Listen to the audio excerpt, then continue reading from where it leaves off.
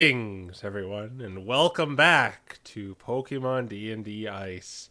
I am your dungeon master, the Gold Crow, and with me I have my wonderful friends ready to play some D&D with a Pokemon twist.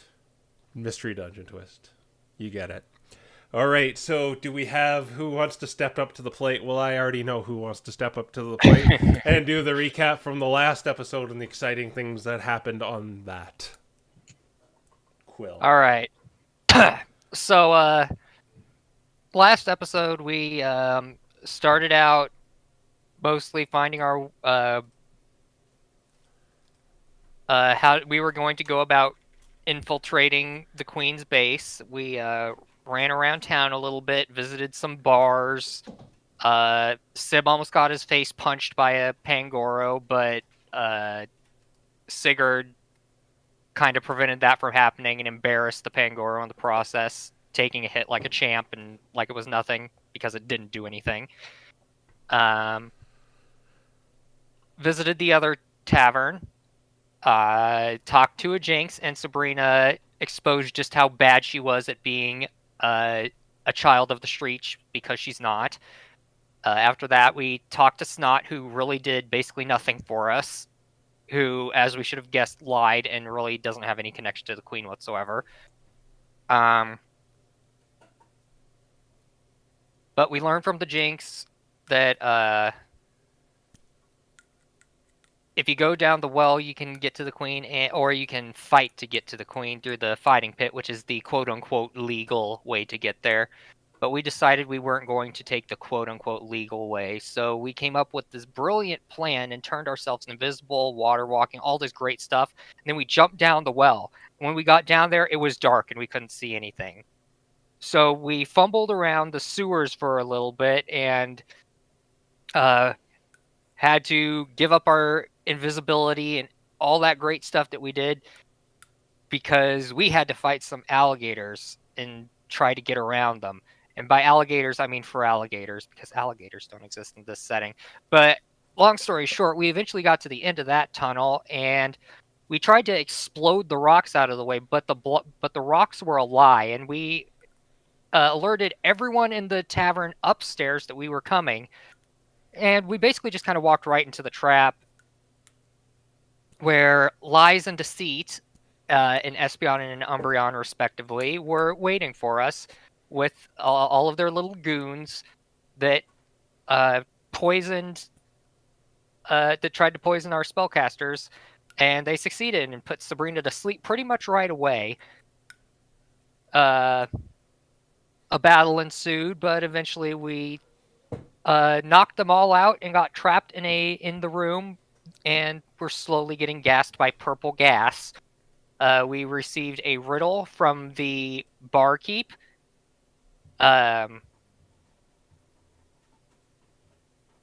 And we solved the riddle, but didn't know it until the end, when the people who drank nothing were fine, and the people who drank something just fell over. Okay. You can get some inspiration. Okay. Yay. All right. So you find yourself in this tavern, many tables and chairs, and some damage from the storm spheres and fireballs being launched all over the place. A kind of iron slab fell over where you came from, where the illusionary rubble led to a ladder that went up to this place. There is torchlight in here. I forgot to mention that last time, but there's torchlights from sconces throughout the tavern here. There are many bodies all over the ground, including two of your friends, Sigurd and Sabrina.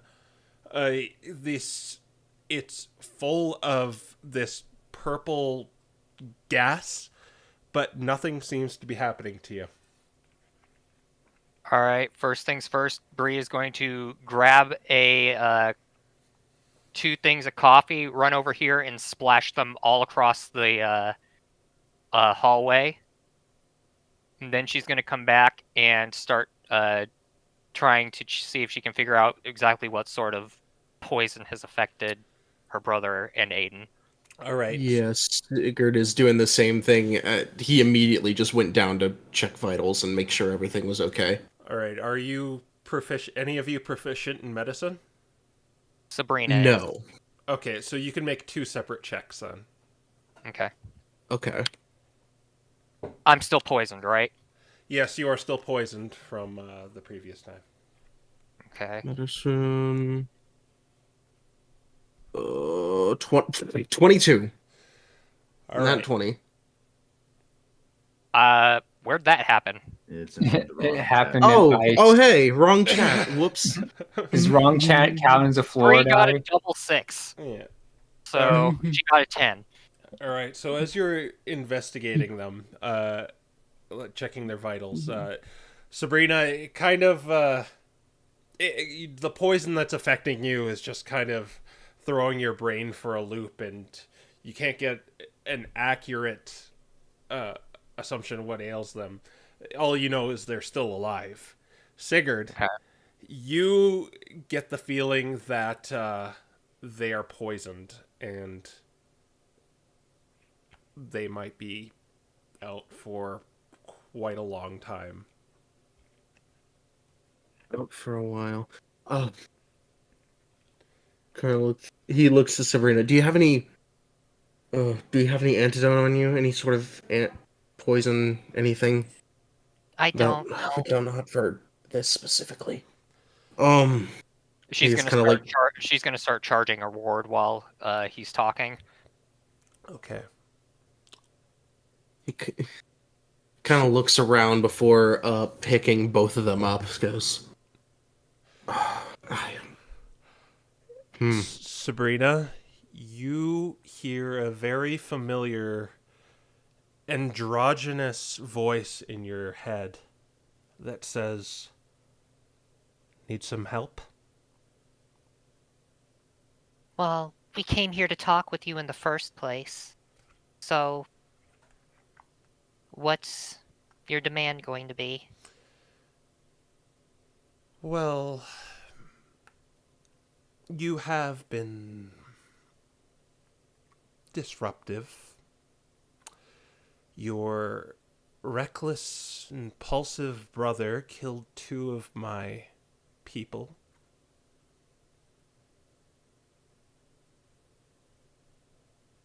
But I'm still impressed. Is that so? Mm-hmm. And I can arrange an audience with you. Alright. But before you rudely reject me, like you did the past two times, let me tell you your circumstances right now. You are down two of your members, and they're going to be out for 6 to 8 hours. You can even check them, they're still alive. But after which they should be well rested, fine afterwards. You, as I said before, you've killed two of my people, and you let one get away, and she's going to probably tell the rest of her outfit about you. You managed to pass my puzzle, and I don't know if that was dumb luck or you have the cleverness to deduce the answer. Your brother and the kid clearly did not. But that was just the easy one. So you're free to go forward in my complex if you don't agree to my terms. Or you can try and escape with your two friends. And like I said before, the one you let go is going to tell many others about what you did. And you know what's up there, don't you? I do, yes. Yes, and how far do you think you can run with two bodies? Or Not how very fast? far at all. Not very far at all. Therefore, you can take those. You can take those paths if you so wish. but I will accept a surrender.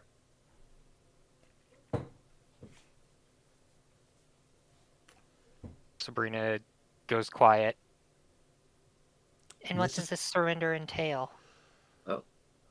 The surrender entails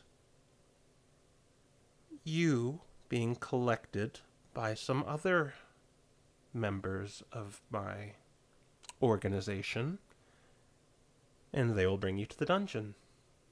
After which, you will have an audience with me.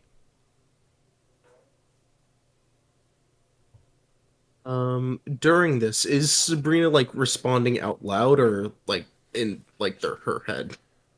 She's responding in her head, but you visibly see her look very upset. Yeah. Sigurd is kind of like just still focusing on the other two. Goes, what about Sabrina? Do you think you have any like water? Or we might be able to dilute the poison, possibly. That would probably exacerbate it, considering drinking anything caused the poison to take effect. I don't think it was anything, but.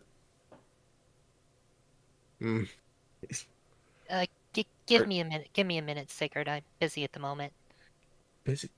What? She's not. She kind of holds up her paw, like, wait a minute, and then she says to the queen, Are you going to take all of our stuff? Depending on how our audience goes, perhaps.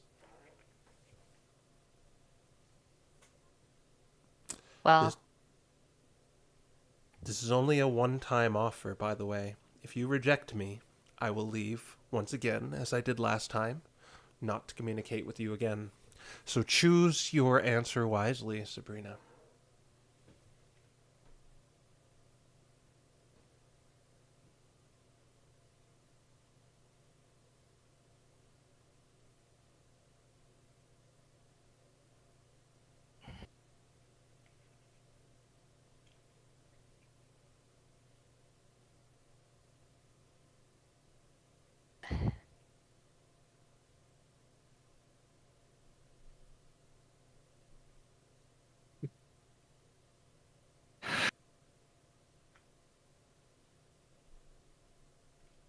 I have some things that I can't let go of. Could you at least let me get away with those if you take everything else from us? It will depend on our conversation.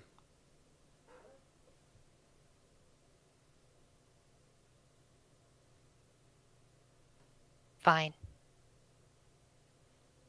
she looks to Sigurd and says, She's going to have us taken to the dungeon. Don't fight back. What? Well, very good. And I have a solution to this little problem.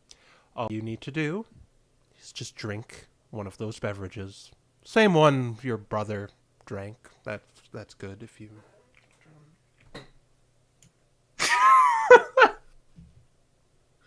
All the ones that he stuffed in his bag. Oh my gosh, you're right. He did. He took all the milk.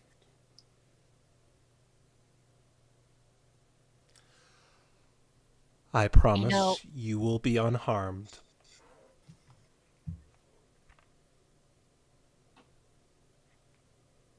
I would have, if I wanted to kill you, I would have already done it.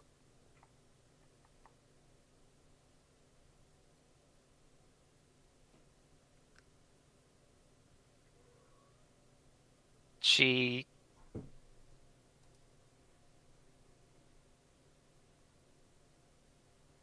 looks at Sigurd and says, She wants us to drink something. She what? No, You think I'm just gonna... He kind of gestures to the other two. Just leave them? She'll capture us all and put us in the dungeon. And that's a good thing. I don't... So you want So you want us to try to flee then? Is that what it is, Sigurd? Just a second, Sabrina. Do you wish Okay. me to recount what I told her? Oh. Yes, please. Well, that's what she said. Oh, to okay, Sigurd. sorry. Oh. Get out of my head. Well, do you want to let those two die? Because that's what it's going to happen if you don't do this, Sigurd.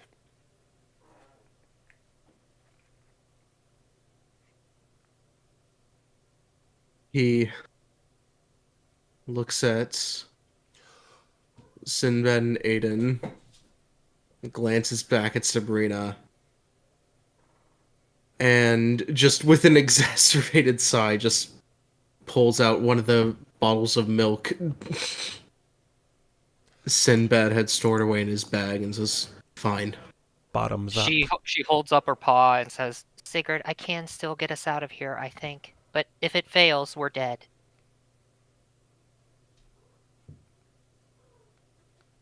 Hmm.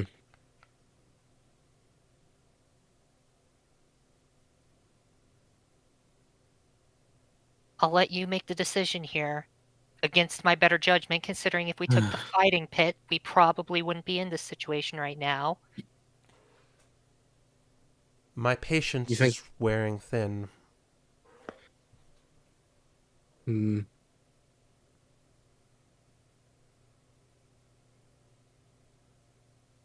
You said they'll be safe?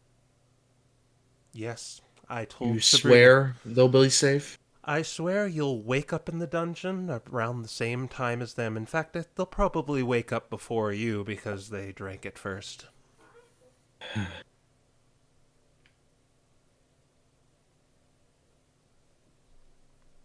Sigurd pops open the lid and just downs the drink. Okay. You Doesn't watch. say a word. You watch as Sigurd just chugs the milk, and he just kind of drops it and falls to the floor. I assume you put them down before you did this. Yes. Yeah. All right. He probably puts them down and sits down. Yeah.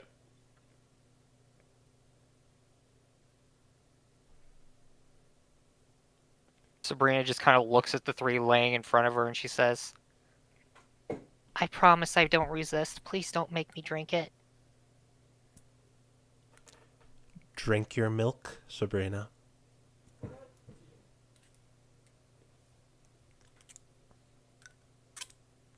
she sighs. And with a look of complete disappointment in herself, she does so. All right. So just after one sip and this purple gas all around you, it's just you're instantly out. An undisclosed amount of time later, Sinbad and Aiden, your eyes flicker open and you actually feel pretty well rested. And you find yourself, you go to get up, but then you hear this clinking sound as you feel this tightness around each of your appendages, and you realize there's manacles on your arms and legs, and they go to a wall. You are in a small room with, I'll say it has dim lighting, that has a large iron door to it. The room itself is about 15 by 15, and you are each in a corner. You see Sabrina and Sigurd also in the same predicament, chained to the wall. And what you also notice is you are all naked and without your belongings. I'll give you a few minutes to converse while Sabrina and Sigurd wake up. Are we all in the same room or are we in different ones? You are all in the same room. You're in each of the corners.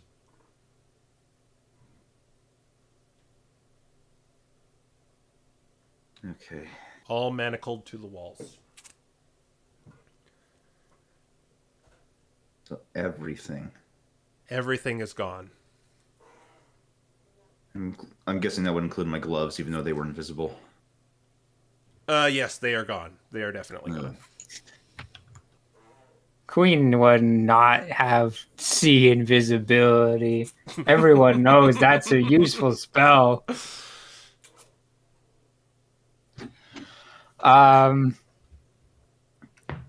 Sinbad's just gonna be like, I guess that was the wrong answer. Yeah. And apparently we all got it wrong. Yeah. And now... I mean, we could attempt to get out of here, except I foresee a problem as soon as we get outside. Yeah, we don't exactly have anything to deal with the cold anymore. And he kind of shakes a limb, given the manacles. How do you suppose we deal with these? Oh, I mean, You have the benefits of a long rest, too. oh, cool. Well, Sinbad's still just gonna be like, you were there when Bree tried to keep me from escaping. You know that it's not that hard. At least for me, somebody needs a wand. That's when Sigurd and Sabrina begin to stir.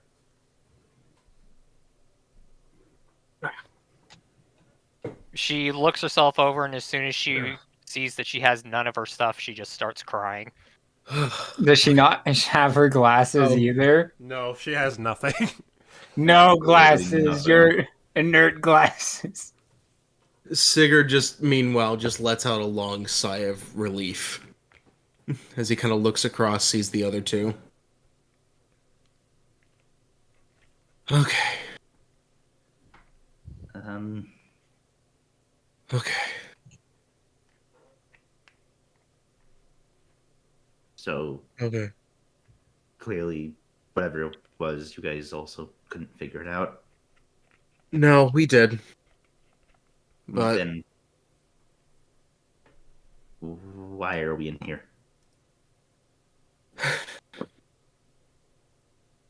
it was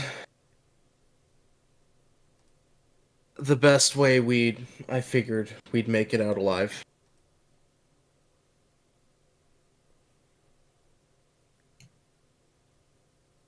All not really right. sure. So you made an agreement. Well, good He thing can- I didn't try to jump out of here already, because I think that would have voided the agreement. Probably. He kind of glances over at Sabrina for a second. She's still crying. Yeah, we're... they... She said that they'd take us here instead of... Take us out. Yeah, that. Which means now... She said... He glances to Sabrina, says... She said she'd give us an audience, right? Yeah. Okay. That's when you hear a clang, and a little slit on the door to this room opens, and you see Deceit's face, the Umbreon. He's kind of wearing a somewhat cloak. Actually, you see him actually wearing a strange, familiar cloak, and it's No. distorts him, and it's almost like there's three of them as he peeks in. He's like, "Oh, yeah, you're finally awake, huh? I thought that would have you out for at least 3 more hours. Told you wouldn't get past that room, by the way." You said the next room. You said the next room. Yeah, I it's thought. at the next room, and he didn't get past it. Didn't even go in it. I'll assume that someone told you because you definitely went down first. I'll tell you, I like this cloak. I thought you'd take the pretty one. Yeah, I Where's really like it. It makes me blend in a lot better. I love it. Yeah. His face Where looks, is she? Show Looks- your sister sometime. his face looks really swollen too, by the way. We're not here to speak with you. Where is she? Oh, she's just taking some appointments. She'll see you soon enough. Just making sure you're still alive. Really love this cloak. And as you kind of peek out into the outside, I want you all to give me a perception check. Oh, Boy.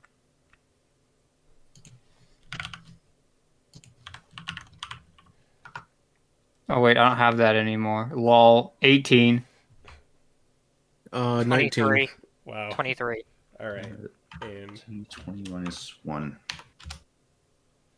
Ouch. Nice. 4. all right. I'll say Aiden was like in the corner where you can't really get a good vantage point. Yeah. But when you three peek out behind Deceit, you see 3 large, crooked-nosed Pokemon with black hair all over their bodies, and they're playing cards at a table. And you see one of them grab a wand, a familiar wand to you with a little bow on it, and he begins to scratch his back with it and put it to the side. And another one is wearing gloves that you recently acquired, Sigurd. Mm-hmm. Oh shoot, Sinbad is at this point gonna start like feeling his face and then probably can't. The manacles don't give you enough give to really do anything fancy. Oh, he's just trying to see if his bandana's still on. No, you're a naked Pokemon right now. Oh, his true colors are showing to everyone then. Anyway, I'll let you guys hang out for a while. Really love this cloak. As he shuts the door.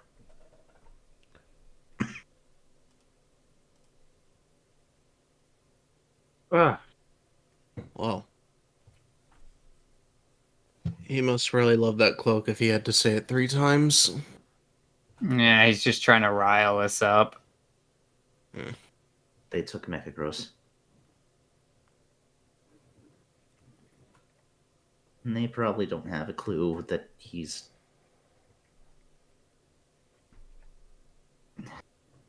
I mean, he only responds to you because you did some magic to him, right? I mean... Yeah. Because the last thing we need is him to blast a hole through us.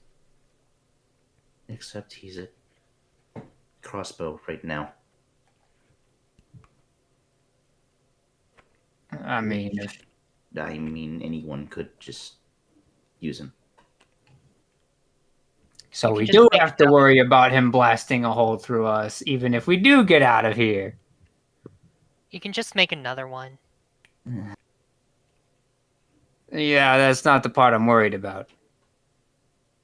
We're alive right now, and that's all that matters. We can. Yeah, right. He kind of looks at Sabrina for a second, and then looks back. We can try and get it back as soon as we speak with her. I also had a lot of those cards on me, so I feel like I have fueled her army for 50 years now. Hmm. We probably just more than that. If they took everything. That I forgot to put away my gold coming here.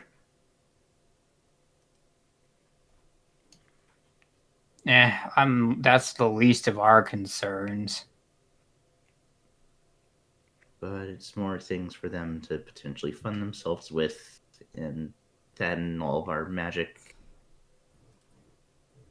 I mean, we're probably not getting that stuff back. The money was not nearly as useful to their cause as our stuff was.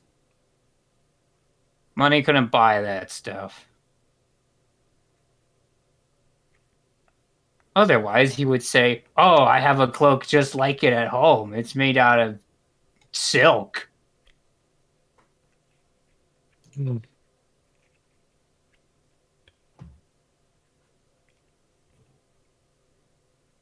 Again, it should be fine. We just need to go speak with her.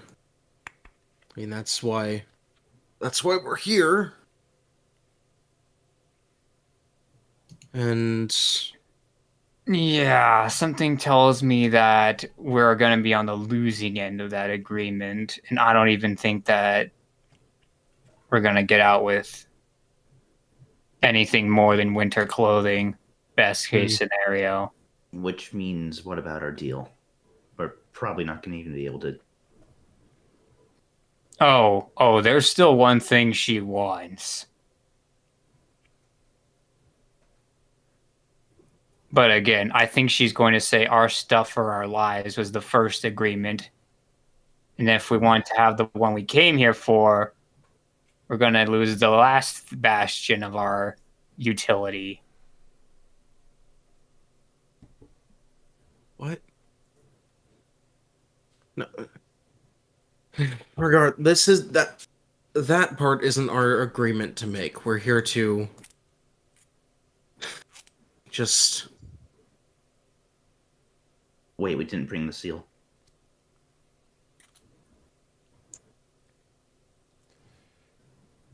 You hear some movement on the outside as you hear footsteps come towards the room you're in. And you hear someone say, "Open the window." And you hear some footsteps over from that table with the grim snarl go over to you and says, "Oh, yes, I'll open it for you." And the little window that Deceit was looking through opens up with a large clang. And you see a Perugly with these kind of dead eyes look into the room. And he's dressed in... He kind of looks like a noble. He has kind of these, like, silk robes that have these gold and blues on it, but he looks very elderly and just... He almost looks malnourished, so he's not as... He doesn't have the heft a regular Perugly has. And he kind of looks in the room at you all. "Your names are?"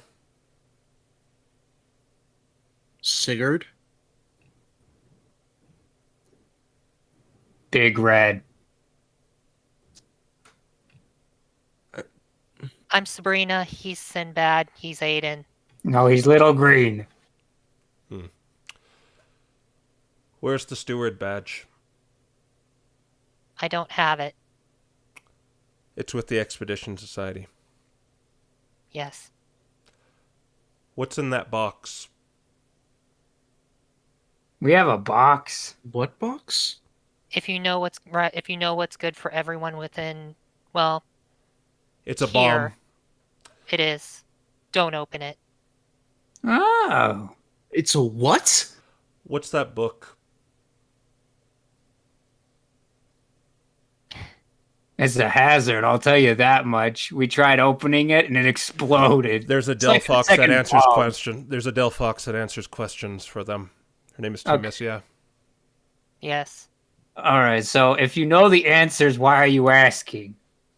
He's using mind. He's reading our minds. What did you come here for? Who sent you? You already know The that. Expedition Society. Mm-hmm.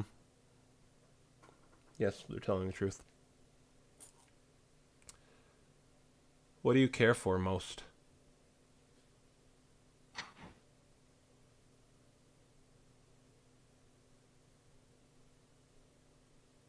Sinbad our just, lives. Sinbad just kind of glares at him.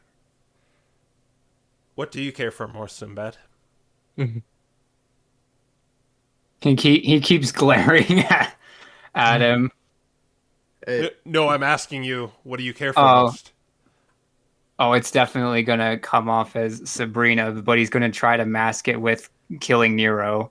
That's what he's forcing through his mind anyway. All right, do a wisdom saving throw. Oh, All right.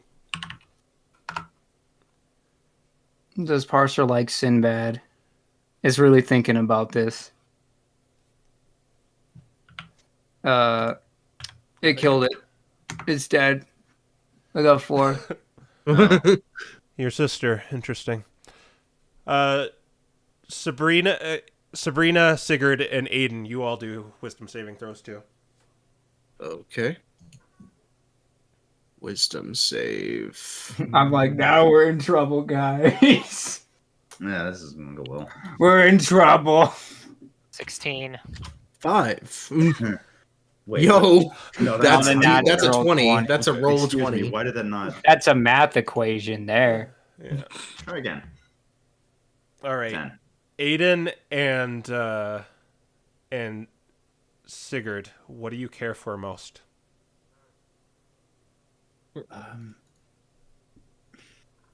I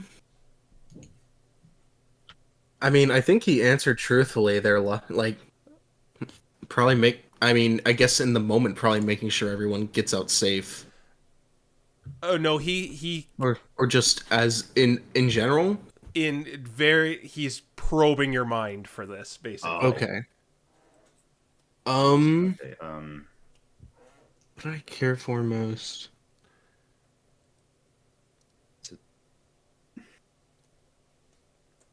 probably in Aiden's case, I would say Gunther.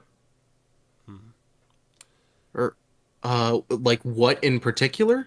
Yeah, like if Oh, like an object or a person? just in general, like what do you care for most in your life? Oh, Okay, then yeah, his mom and dad. What could you not lose? Yeah. what could I not lose? That's difficult because it's not really a thing. I didn't read a backstory.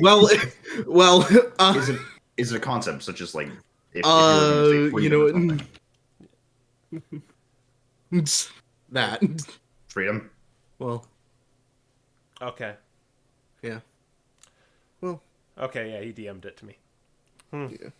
Okay. I think that's all we're going to get out of them. They don't seem intent on escaping, so you don't have to watch them as hard. Clank! Wow, you know that one too.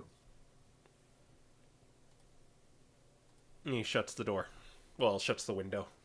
Do we know if their thing? Well, actually, I know he knows. Never mind. He made a Yeah, comment. on anyone that got probed knows he got it. Yeah.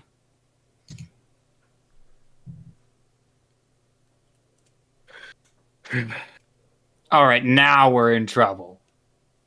We are? You don't ask people Wait, for we their are. darkest secrets. if Sabrina, you don't have ask. you have a bomb? Had a bomb.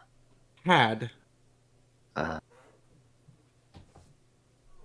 And now it's gone. All because I listened to you. What? No, wait, no. No, wait. What do you mean? What bomb? She doesn't say anything else. Come on, Sigurd. We all know she was hiding something from us, and it's the one thing they brought up that we didn't already know.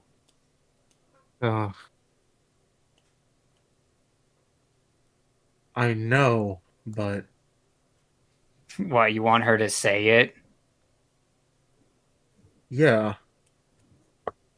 And I didn't want to be right either. We've already lost everything. No one asks for your darkest secrets unless they want to exploit them. which means no. we're not going to have any good dealings with the Queen at this point if she's going to threaten death. Yeah, well, that's part of why I didn't stash my stuff at his place.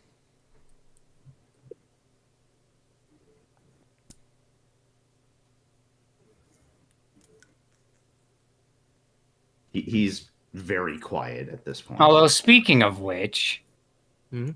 since we're so intent on getting answers out of Bree, he didn't make a comment about what you wanted, Sigurd. What I wanted?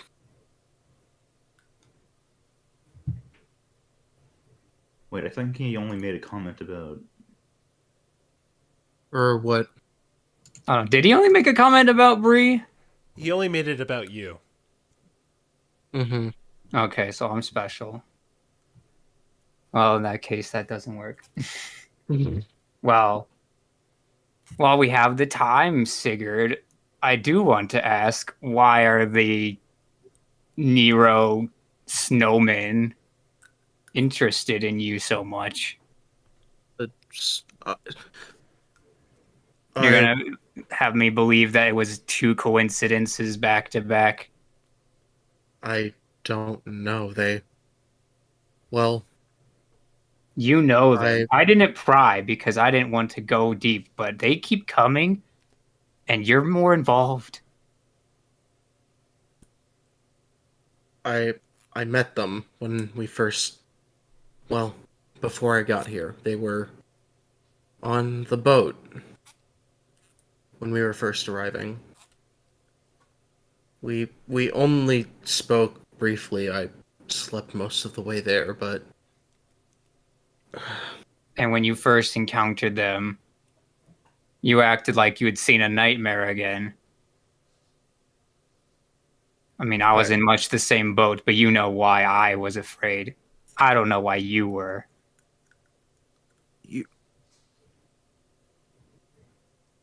I thought I told you this. Those few three in specific, or just When you the- saw the symbol that they bore,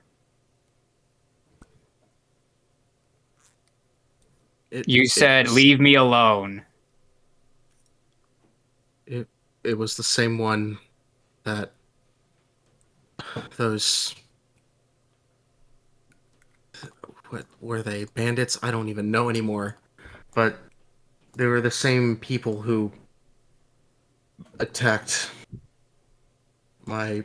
our caravan.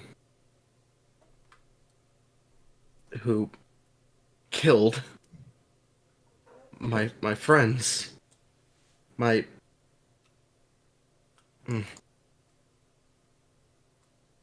they they they're they they're the reason. Well, I'm I they're the reason I ran away from my clan.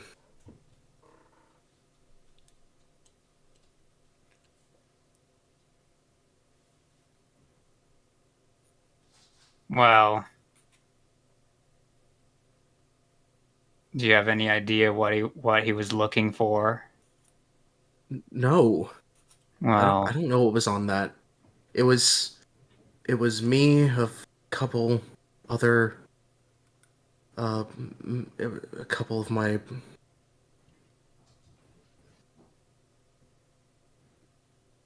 a couple others of us, and well, I'm not sure what was in there, but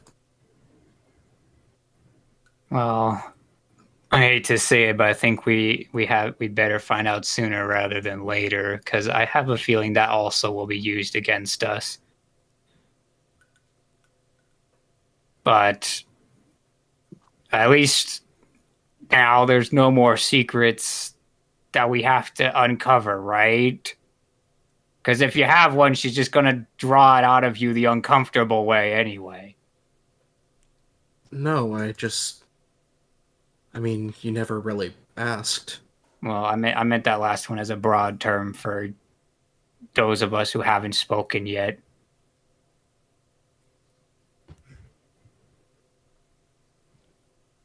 I mean, I already said I don't know if you're. Yeah, he looks over to Sabrina. She doesn't even look like she's paying attention. Huh.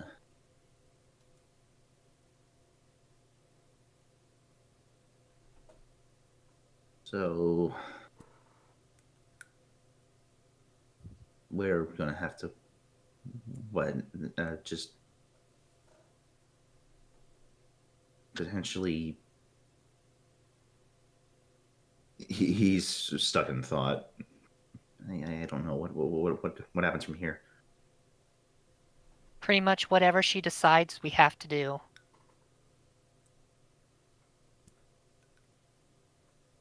Yeah, pretty much. Even in our best case scenario, where I could use my special ability to make things less cold, it would not help us in the night. And even then, it doesn't last very long, assuming we even got out. Well,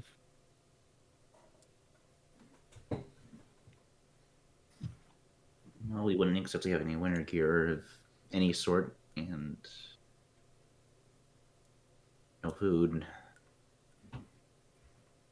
It's not like we're going to be able to break out in the first place. Let's just wait and see what happens.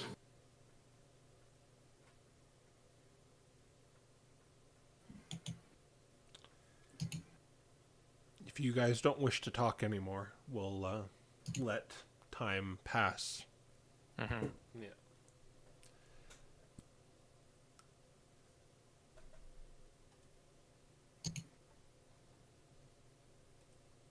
You're gonna let time pass? Oh yeah. Yeah. Yeah. Okay. So an hour passes. I don't know how talkative you are inside the cell. I can even bring it up for you. This was in case a battle broke through. But yes, through the hour, you sit kind of uncomfortably in your binds. It is rather warm in here, you notice.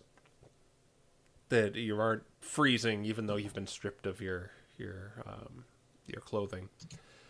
But eventually, one of the Grimsnarls walks over to your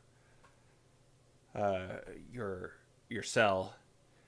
It says, "You ready to see ya?" We've been ready. All right. He opens the door and he has 4 bags in his hands, 4 sacks. You gonna put these over your heads? We can't move our arms. Yeah, I'll deal with that, you idiot. He has a key on his waist, too. And he's beginning to put the sacks over your head. As he kind of undoes the manacles. It's kind of a twofold thing. They're like kind of manacles to the wall, and then you're manacled yourself. And he's undoing the ones on the wall. So you're still manacled, but you're just off the wall now. And then you're blind right now, and you're being rearranged to walk. And you begin walking, and you hear a series of doors open, and you ascend a little bit, and a few more hallways and doors later, he takes off the sacks, and you're in a hallway now with these elaborate pillars flanking a doorway, and he unlocks the manacles on your feet, not the ones on your hands. For you, Sabrina and Sinbad, he takes them off completely. But for Aiden and Sigurd, your hands are still bound. That's surprising to me, and I don't like that. As he opens the door, in there. Guess All right. we'll go in. Yeah. All We right. don't have any other choice. So you enter a room with. It's a pretty large room. It's about 50 by 50.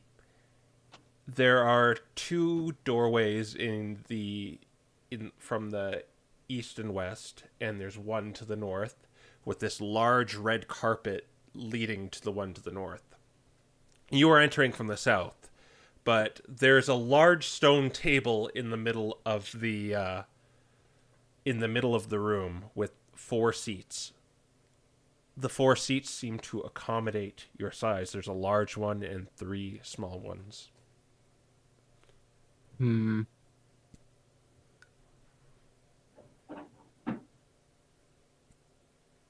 Okay. So who's standing? Did you say they took the bags off? They took the bags off. Yeah. Yes. Okay. Yeah. Sabrina's gonna take one of the small ones then. Okay. What are the rest of you doing? I guess Sigurd will take a seat. This is the 4 seats that are just meant for us. So Why would the queen not give herself a chair? don't know. Sinbad's just gonna stand. He's probably gonna be like between everyone. Okay, you just kick the chair out of the way. Sid, behave No, yourself. he's not gonna kick the chair out of the way. He's just gonna avoid it. Okay. Sid, behave yourself. Go sit in the chair.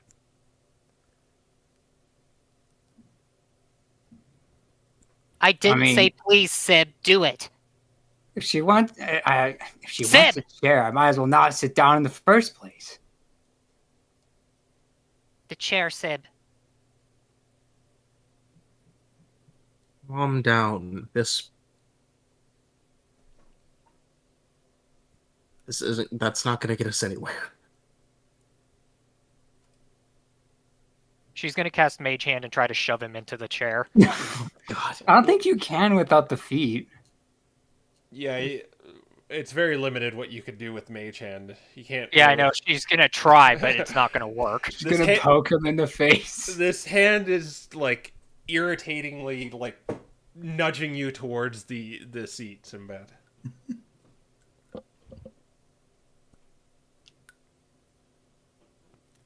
You hear a noise from the left and the right. All right, are you sitting down, Sigurd and Aiden? Yes. Okay. 3 figures walk out. You see a Sableye, a purple small Pokemon, walk out from the right. You see a Medicham walk out from the left. Behind her is another Pokemon that's familiar to you, Sigurd. It is this large, grizzled Garchomp. He has this cloak on. He has these... The fins on him are made out of metal. Looks like he's like augmented them. His body is all scarred up. It's not just like one beautiful scar, it's just like all over him, like constellations of scars as he walks out.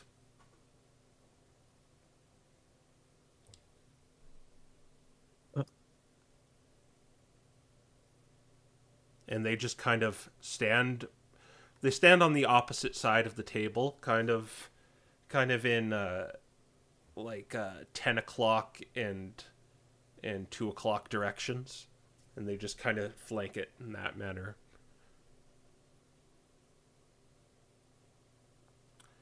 The Sableye pipes up and says, "The Queen will be seeing you shortly." And the Parugly also, that you also met, walks out from the right.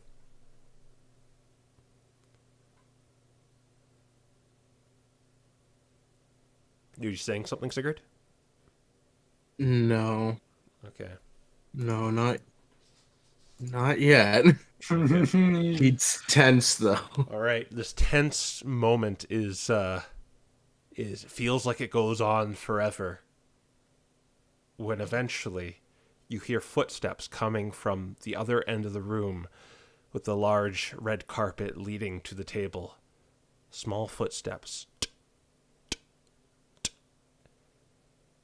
As a small Natu starts walking towards the table. The Garchomp pulls a chair from the side and puts it at the end of the table as the Natu walks towards you. Sinbad's gonna whisper to Bree, Mhm. I told you they needed that chair. And when she gets closer, the Pokemon you recognize as Estelle goes up onto the chair and says, "You four have really been a pain in my side." And then, almost in an instant, you don't even recognize this transition, but Gunther is now sitting across the table from you and says, "What did I tell you about going to the ruins, boy?"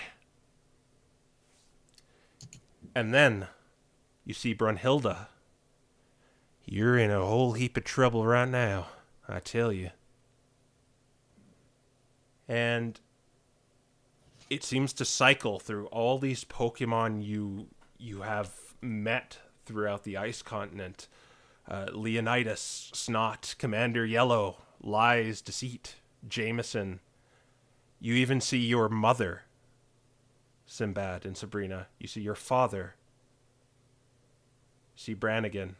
You see Finnegan. Just cycling through all these people.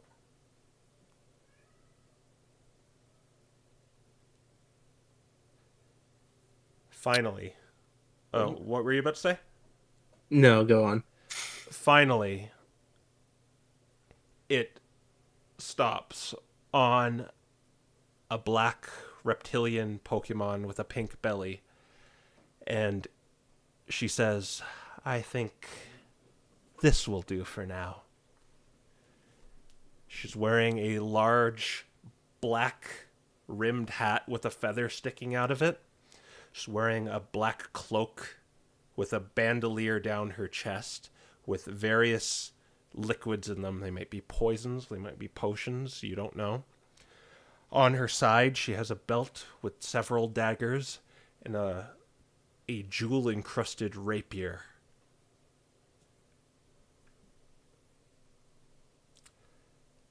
She says, "You must be famished." She raises a claw and snaps her finger. The Sableye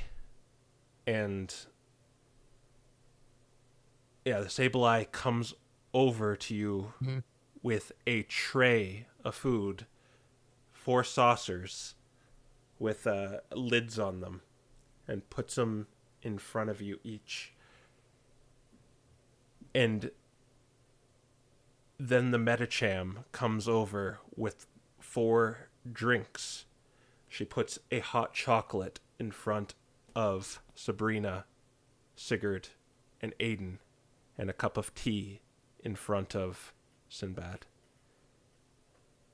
And the figure across from you looks at you with a knowing sneer.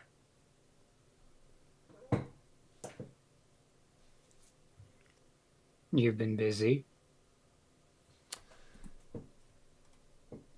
I could say the same about you. So, I invite you here twice, and was rudely turned down both times. Now here you are, trespassing into one of my hideouts, wearing ridiculous disguises, messing up one of my best strike teams, incinerating two of them. What? And now here you are in front of me, talking to me. Why? We're not Yeah, here on our own I know behalf. why. It's because you want something, isn't it? You want something that I have. Yes and no. Simply put, we were sent here by the Expedition Society just so that we could ask you not to interfere with what they're about to do. And what are they about to do, Sabrina? They're about to try to infiltrate I can't remember off the top of my head right now, but I don't have my map A with me. fortress. Yes, You a know, she fortress probably on already knows. They are fighting the Suicune to the third part of the continent. Even if you don't interfere, there's no guarantee of success. They assume that you will interfere, considering that you've interfered with everyone's attempts to get deeper into the continent. They wanted us to see if we could broker a deal with you. Although instead, it seems like we just broke, and that was the deal. They like to interrupt me. Yes, I can see that. And are the Expedition Society the only ones involved in this little plan? No, the Hallowed Flames are involved as well. Well, I don't mean to be rude, but I doubt the Hallowed Flames or the Expedition Society is going to treat me very friendly afterwards. And with how you're speaking about this plan, it sounds like a perfect opportunity to get a little ahead of the game, if you know what I mean. I'm not quite so sure how I follow. It doesn't really matter to me. I just want to make sure that all of them aren't killed by all of the Pokemon that are there. So, Your Highness, I'm going to tell you exactly what I plan to do, if that's all right with you. You're more than welcome to, Sabrina. The bomb you have, I was simply going to use it to blow up all of the Pokemon that were there. You What? weren't planning on using it on me? That's a powerful little artifact you have there, Sabrina. It Which sounds just goes like to- your friends weren't aware of it. Congratulations on being a schemer just like me. Like everyone, really. Well, it was only one of them that I was particularly concerned about, that I knew that he wouldn't allow me to do it, but seems the Meowth's out of the bag now, so there you have it. That's what I plan to do. If you want to get past once the obstacle is out of the way, just so long as you don't interfere with what the Expedition Society and the Hallowed Flames are doing, go ahead. I can't stop you. Well, I look at the bigger picture here, Sabrina. The Expedition Society want to revitalize this continent, and they see my people as liars, murderers, scoundrels, and worse. Which is fair, I'm not going to deny. But do you think there's any place for my people if that plan comes to fruition? What, you think a society of a whole bunch of criminals, crooks, murderers, basically everything you just listed is going to function?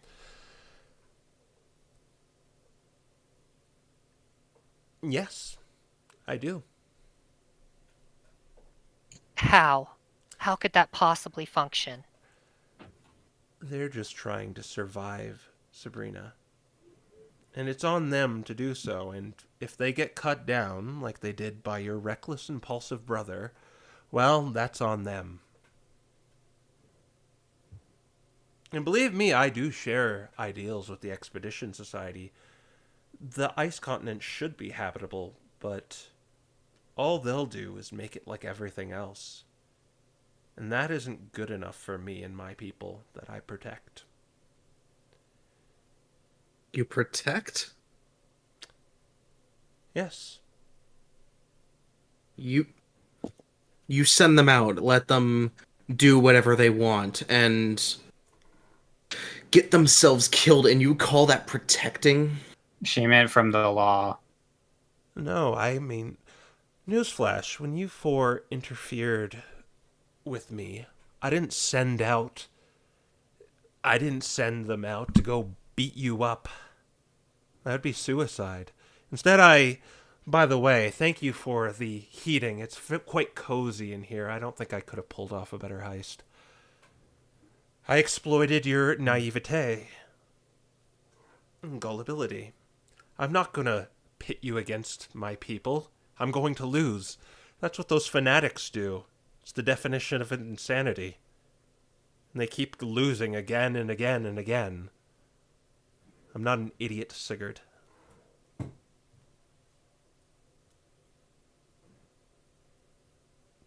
What?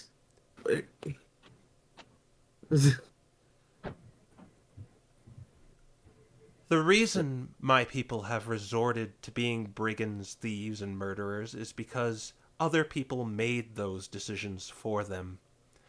Half the thugs you saw up there, they lost their lives to outrageous taxes the Expedition Society employs over on other continents.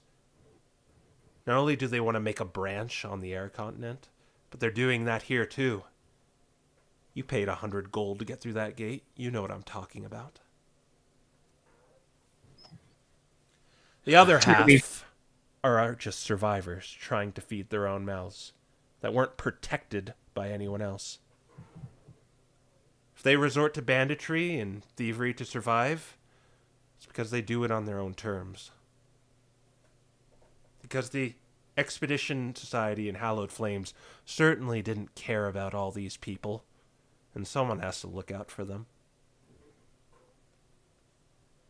I What don't about know. One of them tried to pay for food or something and then got thrown out of the building. And we heard several of them up there just bragging about all of the Pokemon that they've looted. Or even the Pokemon that are in just the taverns talking about what they do to other Pokemon that supposedly, well, they're all working for the same cause, I guess. I don't know. And who are they stealing it from?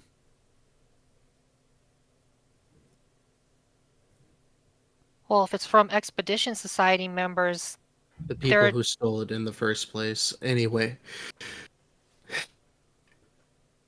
I'm not here to have a discussion about those aspects of society because I agree with you. But what you're doing here isn't protecting. And this still isn't what we're here for. Well, my original question was, why should I do this? Why should I not use this opportunity to get more ahead? How are you going to get more ahead? By There's a wall spanning the entire continent with who knows how many. There was a horde of Pokemon on the other side, was there not?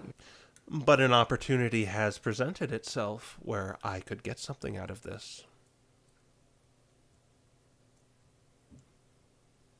You've gotten something out of it either way.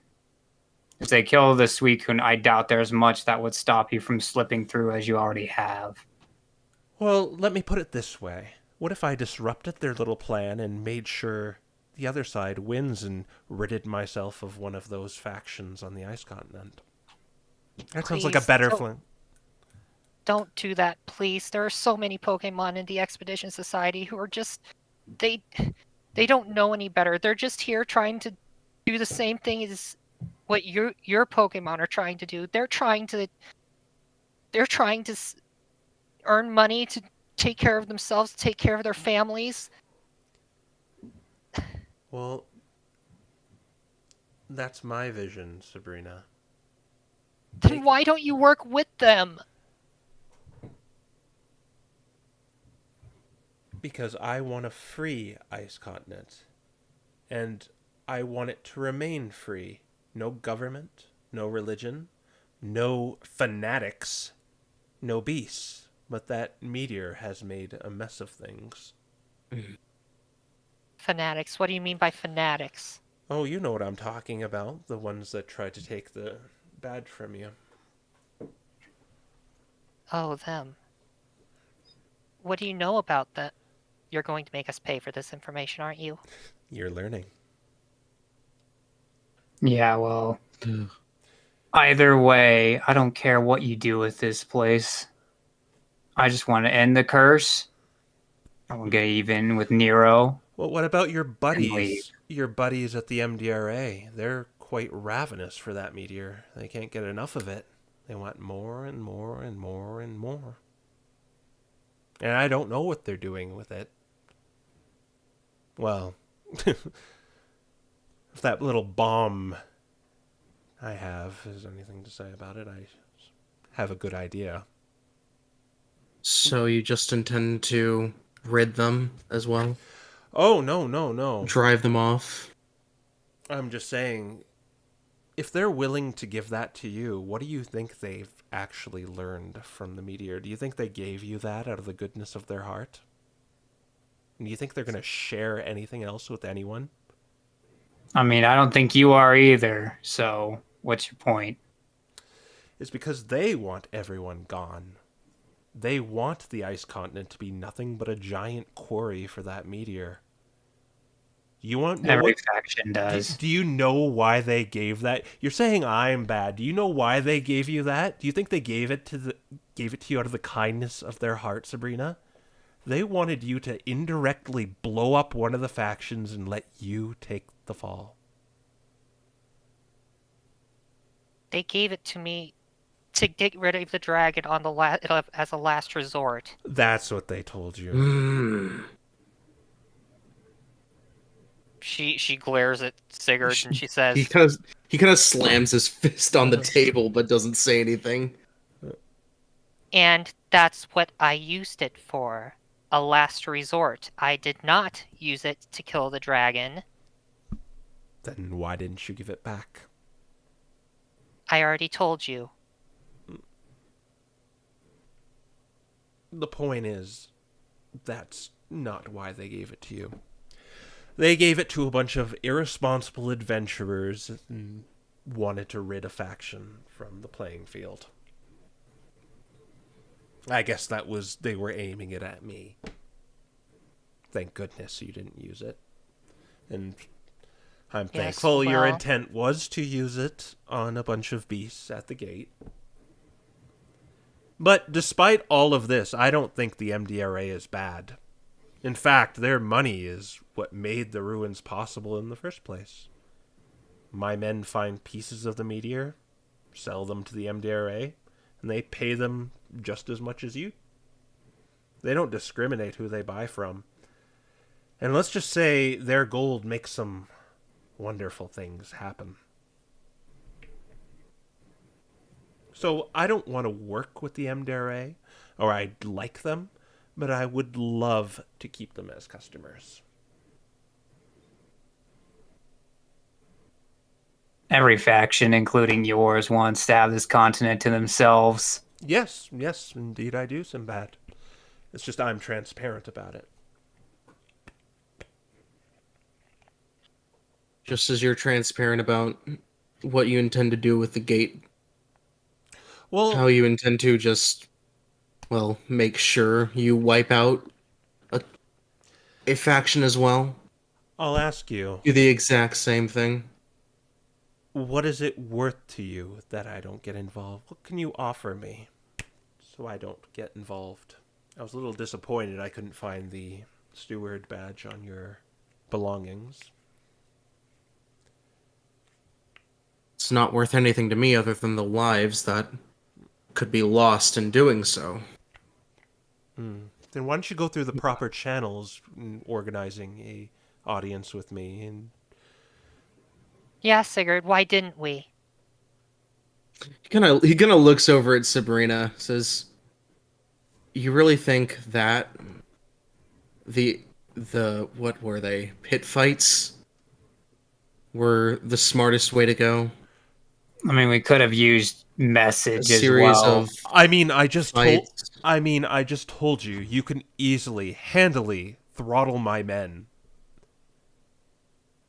Why didn't you go through the fighting pits?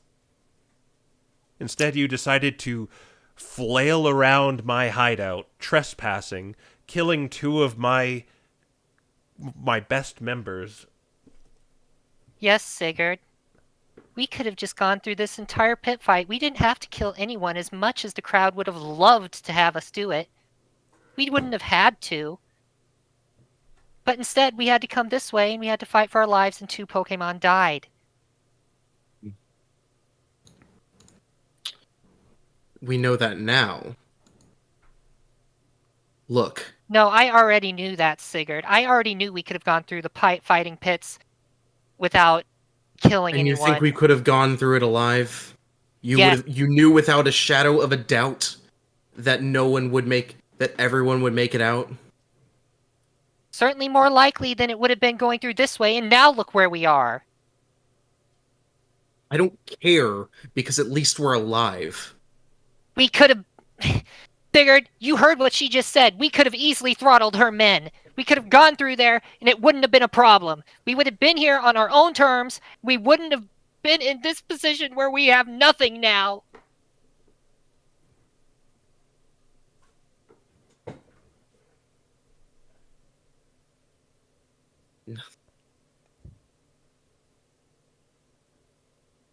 This is what happens whenever I listen to you, Sigurd. I wanted to make things right with you and let this dragon live, but now abolition has it, and if they're hiding anything from us, who knows what they're going to do with it? Oh, they're hiding a lot. Yeah, I would not be surprised if they used it to remove people from the continent. They were very keen on making that point clear. Although I suppose that would be in your favor too, as long as it's not in your area.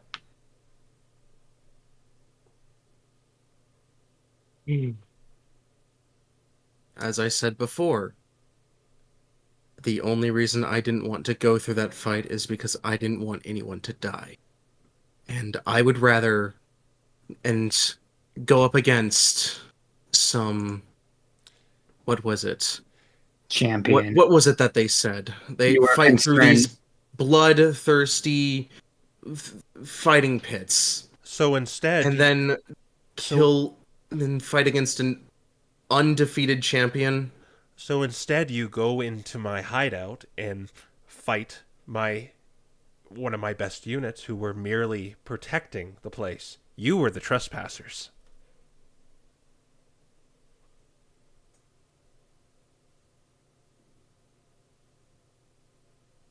Well, it's not like we've tried to contact you through less violent means before and actually succeeded. That much is true. If you would have just let us talk to you in the first place without any of this, then we could have just talked right off the bat. Well, I don't want to show any favoritism.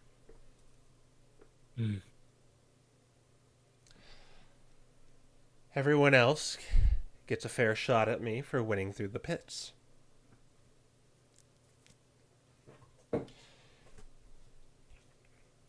But How often does someone die in there? about when they reach my champion. Exactly. But you're lucky. Let's just say you would have died in that tavern if I hadn't had some interest in you. You're the Ice Continent's #1 free agents. And personally, I would like you to work with me. Don't worry, I wouldn't have you resort to simple banditry or anything like that. I believe you are above that, and I have Pokemon more capable of doing that. So what do you want? Oh, I love those words. Well, first, in the grand scheme of things, I don't plan on killing you. You have been disruptive, but what you're worth to me alive and what you've done, there's a little bit of a debt to be paid. My people aren't going to like that I just let you live after thwarting me and killing 2 of my men and letting Kleiman go. So, convince me of your value and win my wager. And what's that? Just a little challenge. It's quite a funny one. I want my crew to know you're under my control. And there's only one way to do that. You're going to have to win them over, not me. There's only one thing that wins them over.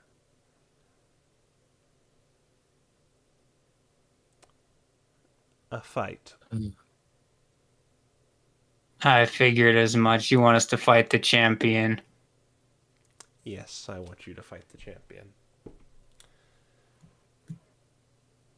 If you perform a good fight and don't die, we have a deal. I will give back your belongings, and I will not interfere in your little plan with the Hallowed Flames and the Expedition Society. But one item I will be keeping. The bomb. But I need that! I need that more than anything else that I have! I think running off Kleinman, who I was watching, and killing those two members of Lies and Deceit's outfit, that's good payment for that.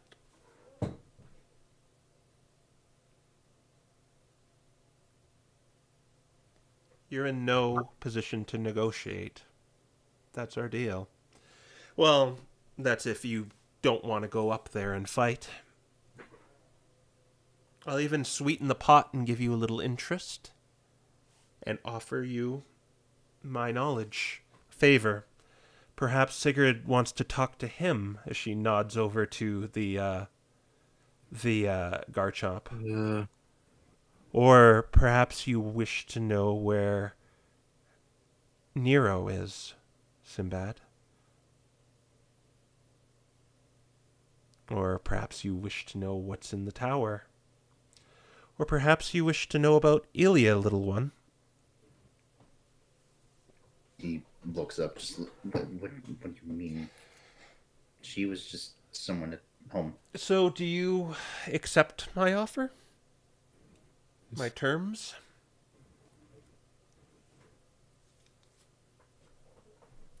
Will we have our gear for the fight, at least? No, you can arm yourselves in the arming room. I know you are spellcasters. There should be a focus in there. I need my spell book at a minimum. Yes, I'll have that returned to you. Alright. Yeah, I'm doing it. Fine. I have a simple item that's kind of important to me. It's not easily that you probably know. She's like, ugh, the crossbow, am I right? Yes. Mm-hmm. I'll have that returned to you as well.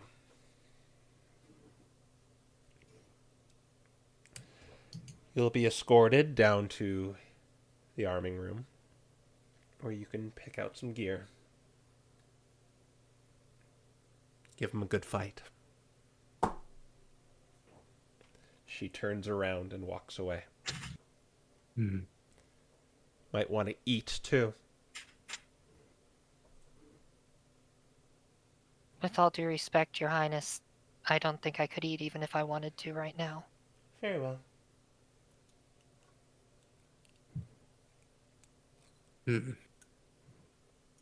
I,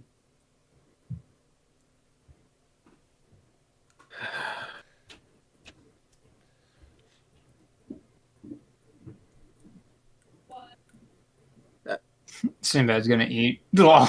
All right. When you take off the lid, there's salmon there. of Oh. course. Sigurd just stares daggers into the Garchomp. He kind of looks over at you and he turns around and goes back through the door. So she's been watching us since day one. I mean, let's be honest. There's no way there wasn't someone in her brigade at that place. Especially that day.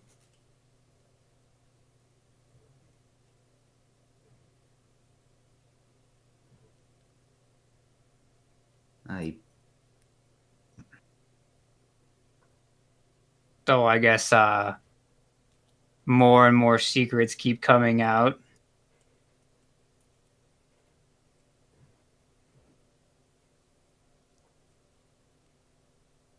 secrets? I'm assuming Ilya is your mom. No. She was just kind of a local legend around town.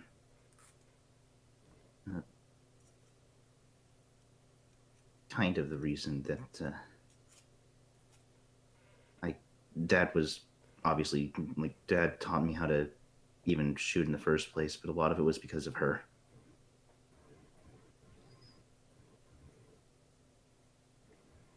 Fair enough. Don't know why there was any mention of Elia if she's just.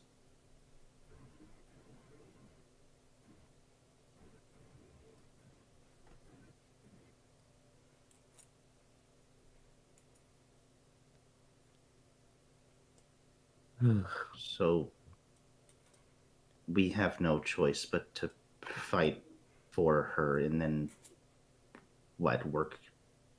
She's going to make us do something. We're else. basically just going back to the original agreement that we would have had, except this time we're lose without a everything. bomb. No, Yeah. but we're just without a bomb. Well, if we win. Without the bomb that would have saved who knows how many lives. And ended just as many. They're wild beasts, Sigurd.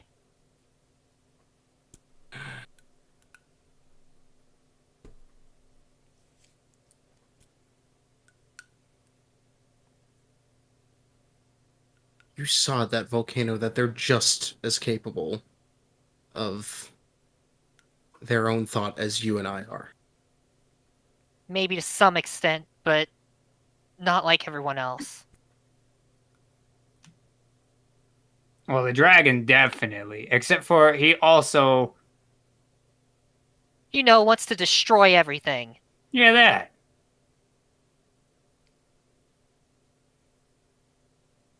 I mean, even Queen would say that's bad for business. Of course, that Pangoro I would also say is bad for business.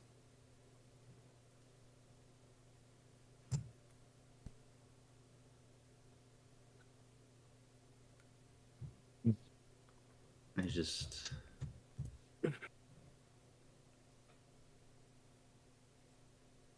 Sigurd just takes a single bite of food and says, let's get this over with. The Sableye begins ushering you over. He undoes the manacles on your hands, Sigurd and Aiden. Okay. Just follow me this way. And he begins to. They're not putting bags on your head anymore.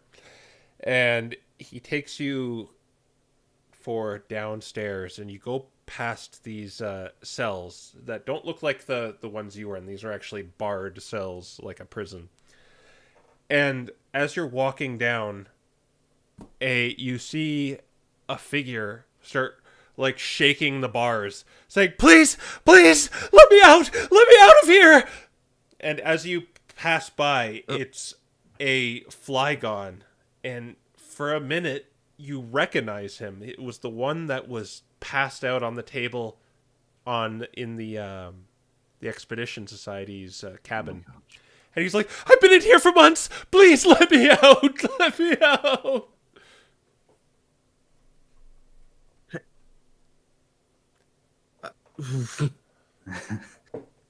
What know, did you do to get in here? What? She says, what'd you do to get in here? You're kind of being walked along by the Sableye, so... No chance. But he's like, I was asleep and then I was just in here. I don't even know where I am. And you just hear his echoed cries from Goa as they lead you down the hallway.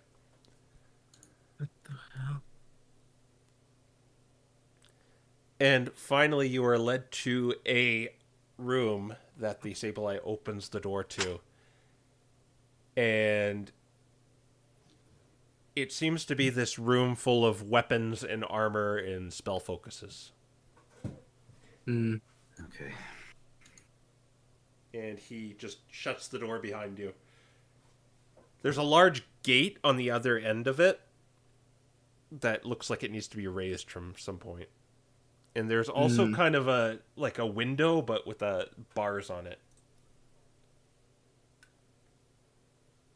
We've taken a long rest, right? Yes, after you were poisoned, you woke up with a long rest. Everything's back. Cool. Okay. All right. Well, Is there anything here that Sinbad could realistically use to cover the glyph? Do an investigation check. Everything is so much harder without my rock.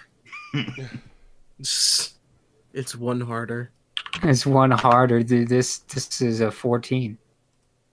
You look around and you're able to find like a piece of cloth you can use as a bandana. Yes, that's his first order of business. Okay. So, alongside the stuff in this room, will we have had our... yes, you see the two items you requested waiting for you, the crossbow and the spellbook. Okay. She takes her spell book and she starts looking. Well, I guess. Hang on. She's a wizard. I don't think there's anything she can use as far as armor goes. Nope. The best armor you can find is chainmail. Okay. And for you, it's leather armor, Aiden. Okay. There are several weapons. There's any weapon you kind of wish to have is currently there. Okay. Sigurd will grab some chain, grab a shield, and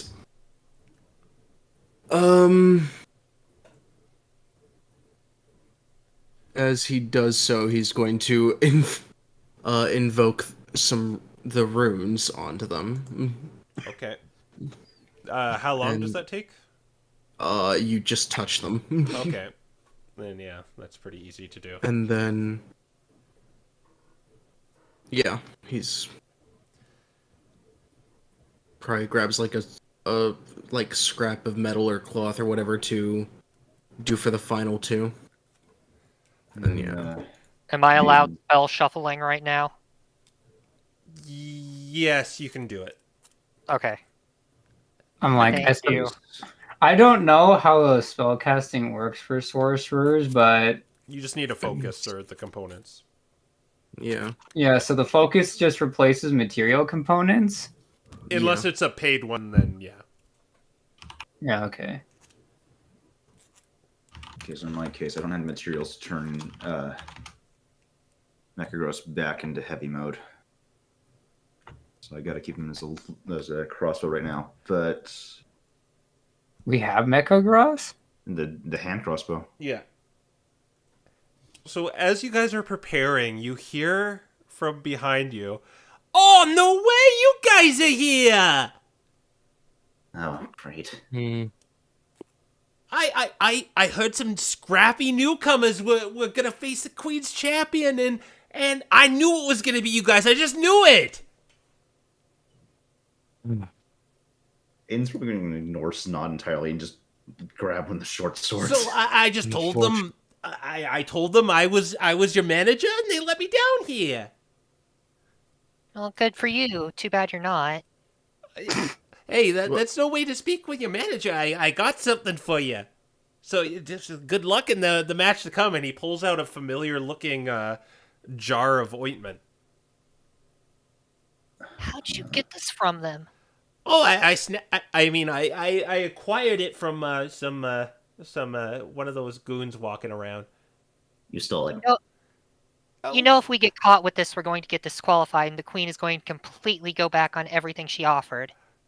Well, do you want it or not? No.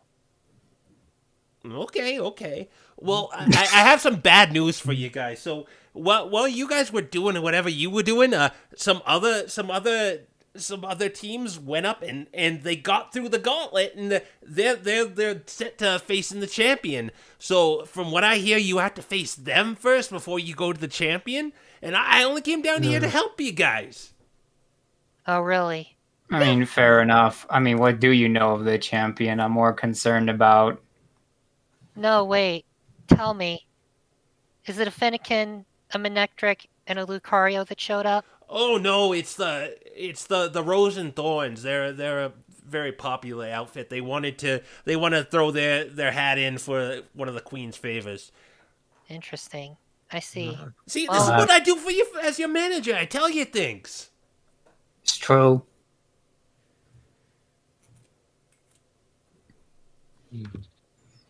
So, word is on the street is that they try to use poison too. So they have an archer, so watch out for him. I don't know if I'm supposed to tell you this, but who the hell cares?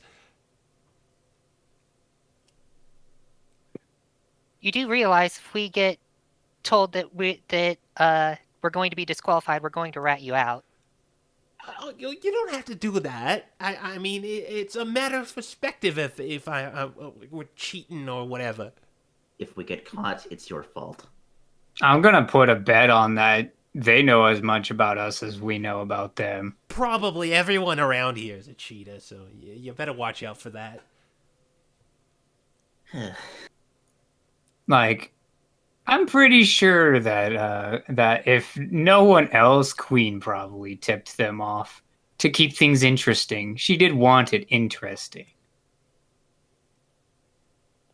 Oh, you actually had an audience with her? Not exactly. That's supposed to happen after you beat the champion. Yeah, that's pretty much what we're working towards. Well, best of luck out there. I'm gonna be betting a lot of money on you guys, so don't die. All right? Wait a minute. The ointment. What about it? Do we come back here after?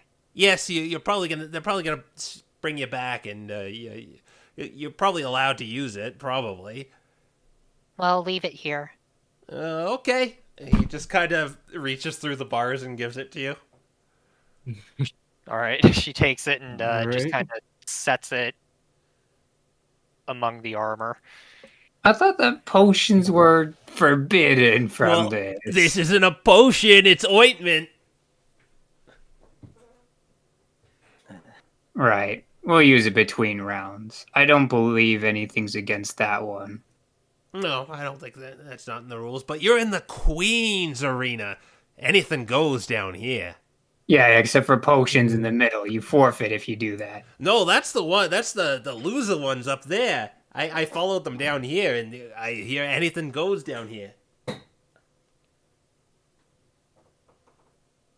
Too bad we don't have all of our stuff. We don't know that for certain that anything goes. Well, where's your stuff? I want you guys to win. The queen took it. The Queen has it? Yes. Or at least a bunch of... That she does. Well, I guess some of her higher up members have our stuff, but either way, if we got it back, I'm not sure she would be too happy about us using it. Yeah, you could say we lost it in a bet. Well, if others have it, then I find it ripe to steal back. Wait, do you want me to get something for you?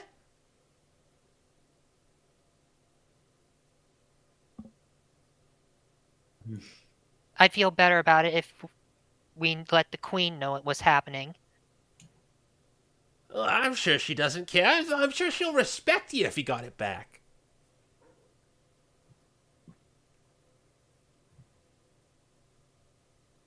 Sinbad shrugs. I don't have any. I only have one thing, and I don't think you're getting it.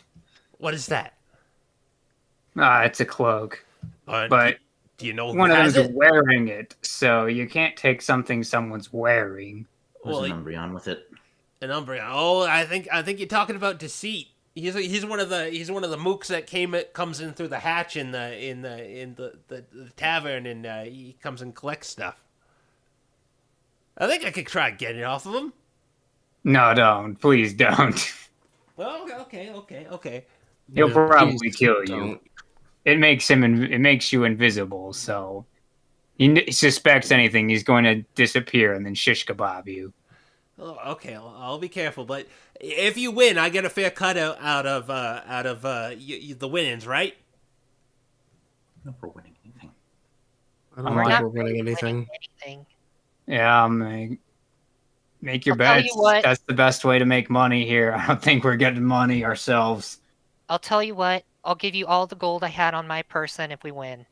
Oh, that's great. That's great. Okay, so what should we introduce you guys as when we send you out there? Because the crowd's gonna hate you if you don't have anything. All right. Well, somebody called us the Four of Clubs. Great. We'll go with that.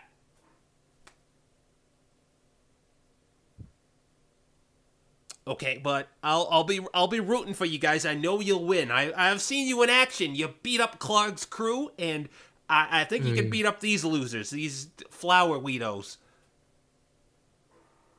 We'll see. We're nowhere near as strong as where you've seen us.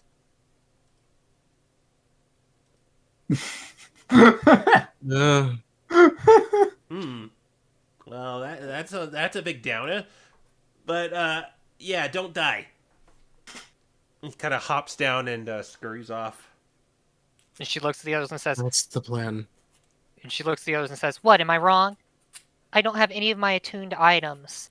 You can cast spells of the fourth circle. Back then, only the second. Yeah, but I don't have any of my stuff. Well, don't worry. You weren't there to meet him anyway. You're our wild card. We'll be fine. Just At the very Wait, least, brain fine. registered. Brain just registered where he said the thing. Never mind. Okay. All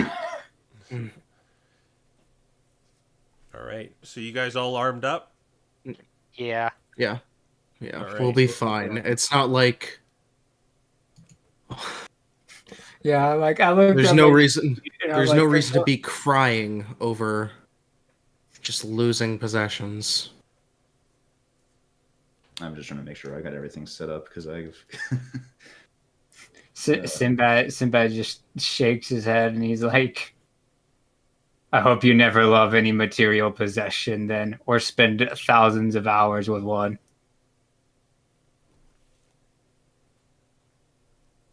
All right. So after you're done collecting your gear, well, borrowing this gear, the Sableye comes back and gathers you again and brings you back through the hallway with the screaming Flygon and takes you down, far down these stairs and puts you in front of a large gate, and he says, "Once it opens, go outside." Sabrina nods. And he walks back up.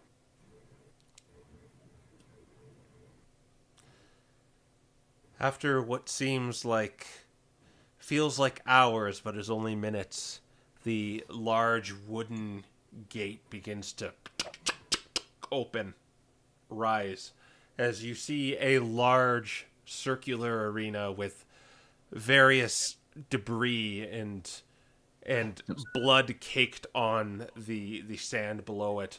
Around this dark underground area, but lit by torches at strategic points. There are two large balconies on either side. One is just above you, one is on the opposite side.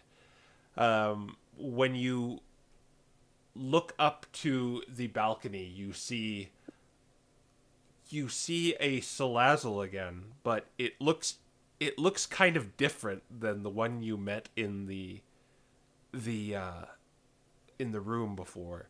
But it very resembles the same one at the same time. Hmm.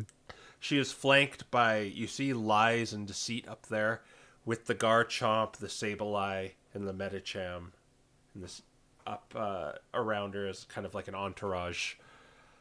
The door is open.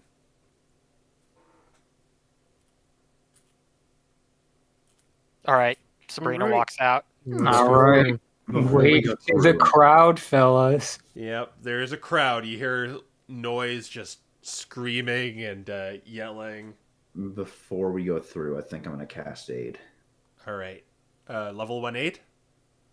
Yeah, and well, level 2 since it's the base. But All right. I'm obviously going to give that to Sigurd, myself, and I think Bree might need help this time, given that she doesn't have. No, she's fine. Okay, in that case, Sinbad. So plus And 5. okay, Bree's going to set up her ward. Okay. I'm like, do we have a battle map for this? Yes, we do. Well, I'll give it to you when the other team is introduced.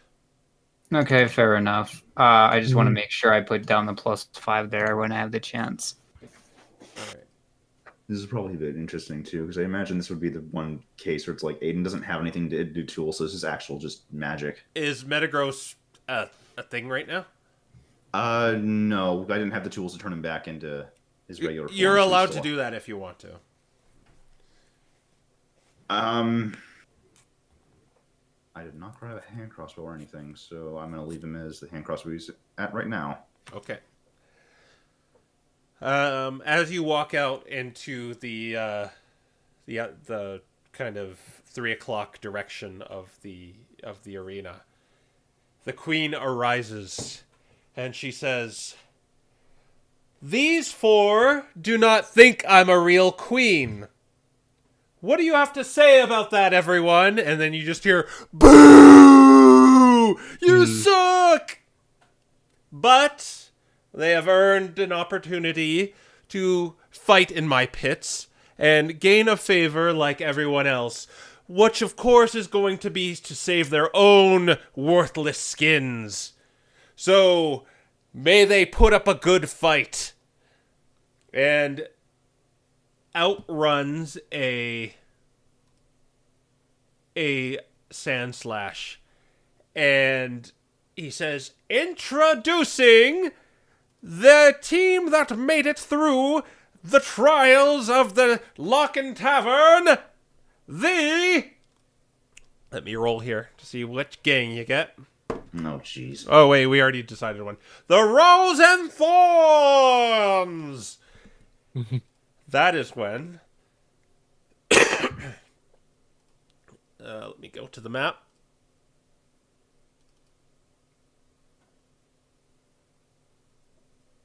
All right. On the opposite side, you see an entourage of Pokemon walk out. A Roserade walking with his chin held high, with the kind of like a Mantador pose, and as he walks to the forefront, he just unravels it in a flourish, and all these petals go flying. And he says, "All beautiful things have their sharp edges. Let's show them ours." And behind him, you see the Blossom, Decidueye, and Breloom. All right, we are going to roll for initiative as I pull up this. I just heard grass All type, right. grass type, grass type. 10. Right. My initiative rolls looking about the same way they always do. Good to see. Mm-hmm. No, you love it. You love to see it. Here we go. Well, obviously the question is, do you want to swap with me? I Oh, got a 19. It's like the worst time to have it. I got a 17 if anyone wants to swap with that. Up to you. I don't know if. I mean, unless you want to be going later. Yeah, it's really just a case of like if Bree would rather go first and potentially do something.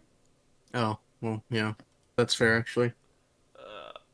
It's We can just fireball them twice and be done with it, right? well, I got It's not gonna be like they all have counterspell or something and silvery barbs.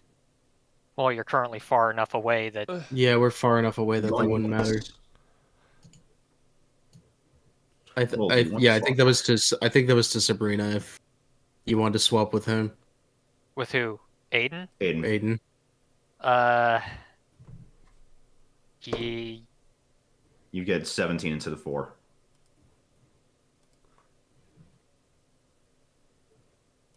Yeah, I guess so. All right. That's my phone going off. And that's how we got the round to go with 5 grass types back to back. Okay. So Oh my god. with you can also rearrange yourself there if as you see fit. Like Okay. Aiden doesn't have to be in the front. But we need to be in that same basic configuration. Yeah. Okay. The same 3x2. You also see these somewhat large pillars here. There's a small little barricade. It kind of just you can go prone; it'll cover you. There's some spikes there. There's some weird liquid here. And that's about all you got here. Nice. All right. First, the Decidueye goes. Well, before the Sand Slash, let the battle begin! As he, runs for his life to get off the battlefield. And he is going to just soar up 10 feet. And he's going to shoot at Sigurd. Wait, Alright. who's standing in that spot, Sigurd or Aiden? Oh, yeah. It's Sigurd. I mean, I moved myself up. So I guess I don't know if. Aiden's here. I don't know if. I guess. I don't know. I didn't want to move Aiden forcefully, but Ice is muted currently. Okay. We'll just assume he's there. All right. Okay.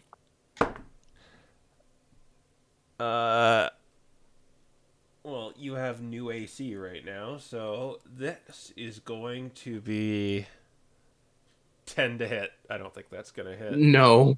All right. So he launches he knocks the bow and shoots it at you, but it just you dodge out of the way, or it just misses you and hits that pillar in front of you. It just goes dong, dong, dong, and he falls down. He soars down back to the ground. All right, it's going to be Mr. Brayloom's turn. He is going to move 5, 10, 15, 20, 25, 30, 35, 40, 45. He's just going to move there and use the dodge action. Sinbad, it's your turn. All right.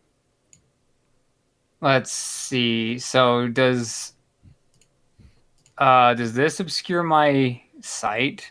No, you can see over it. You can use it for cover if you go prone. All right. Yeah, they said no rules, so how high up is this over here? Don't you dare! That's, Oh my gosh. That is about 50 feet up. Yeah, that's not happening. All right, so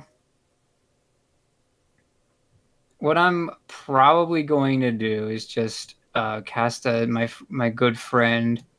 Actually, how many feet do you need for a counter spell? 60? Yeah. Oh. I'm gonna have to go way far away in order to not let that happen. I cannot. Well then. What? We're gonna What do you see mean? this Brayluma's counterspell. Oh. And I'm going to cast Fireball. Okay. And I'm going to, center it in here so I can hit all these grass types. Okay, wait, where is it? Right there. All right. All right, how do you want to position it?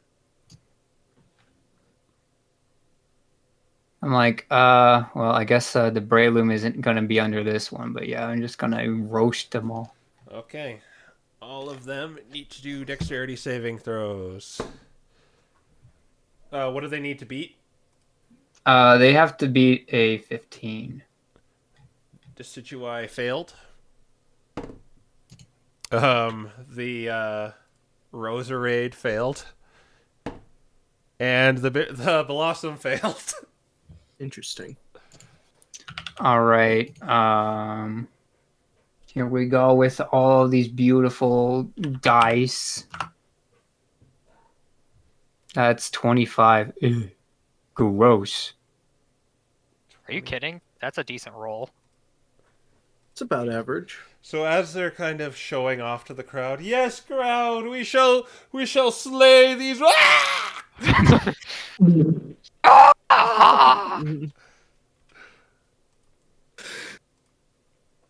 What a start. And I'm probably going to take cover over here. Okay. And do we have skylight here? Yes, Or is it? it's lit here. It's lit. Oh, nice. Hell yeah.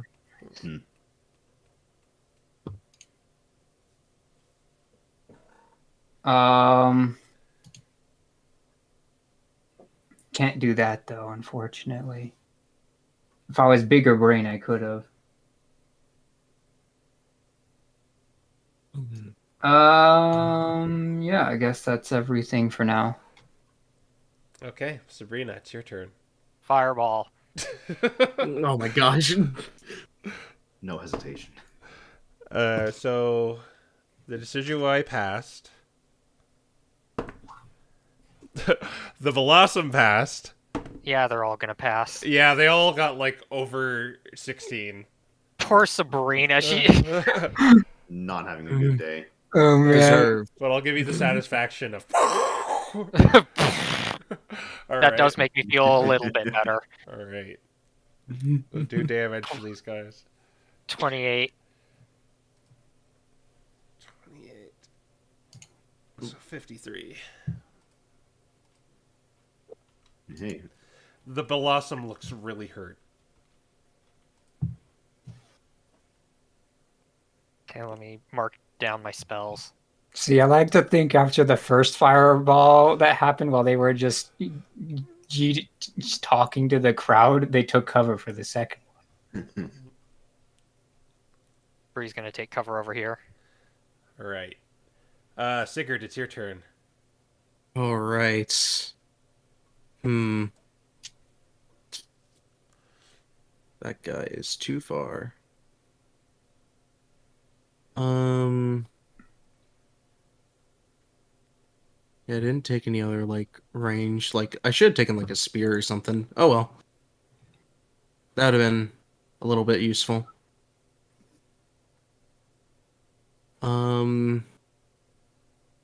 You know what? He's just gonna I guess move. Wait. How far can I get?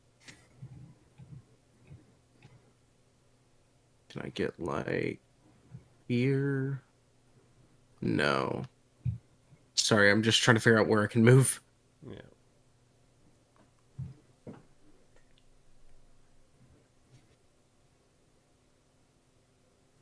Okay. If you stay next to the acid, I'm sure that you'll become the Hulk.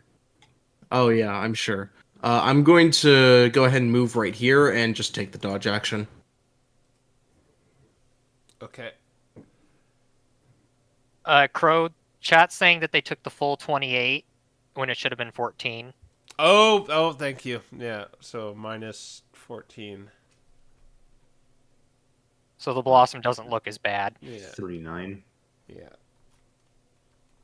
I'm 39. horrible at subtraction. I can do addition easy. It's just subtraction. It's like, oh no, I gotta take these away. All right. All right. Yeah. So it doesn't look as bad. And you're moving there and using the dodge action. Yeah, that's it. Okay. The Roserade. 5, 10, 15, 20, 25. He's going to move 5, 10, 15, 20, 25, 30. He's going to move over there. And he is going to... I'll say you have half cover for this, Sinbad. He's going to fire his crossbow at you. That is a 1, but he has... no, he does not have that feat, so he can't do that. All right, so he missed, so it just hits the side of this pillar. And he misses you. Aiden, it's your turn. Okay. So these are full-on columns, or are they just like short walls? These are just bags filled with sand. Oh, okay. They probably don't count as much as Sandbags. Very These are much kinda what's here, like too. this. All right. You're a sandbender, right? What? I'm gonna move there, and I think this shot should be clear. Yeah, you can see over it. All right. I'm taking 2 shots with my hand crossbow that I got, All right. which luckily I can do since I don't have to worry about loading. This is the Mecha Gross one.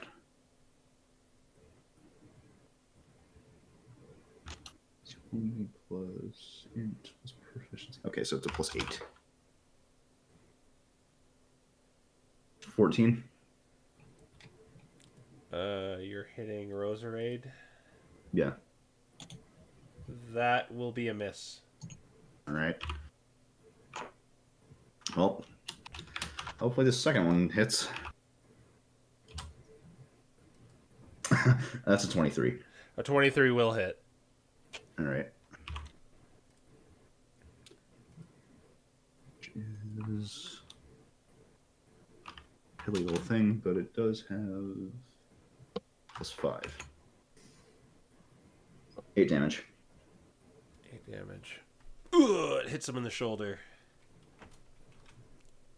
Okay. I can't really move, so I'm just going to basically... Well, taking cover is an action, isn't it? No, if you can like just obscure yourself, then you can do Okay. that. Yeah. Well, I can't really go anywhere else, so I'm just going to stay here. All right. The Blossom is going to utter some words, do a little twirl, and make the Decidueye go invisible. And she is going to go right there, just trying to take cover. All right, we're going to go back to the top of the round. The Decidueye is... You don't know what he's doing. He's going to hide. And...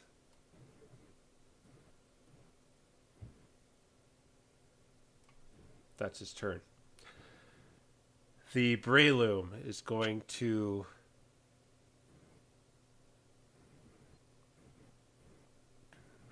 20, 25, 30, 35, 40. Is going to skirt around you and go up to Sabrina. Hmm.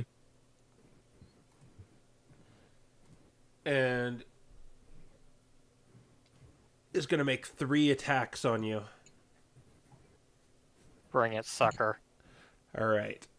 So, first, that'll be a 16 to hit. Shield. All right. It's going to make another one. That'll be a 27 to hit. That hits. All right. Oh, got a 1. So that'll be 5 bludgeoning damage as it punches you.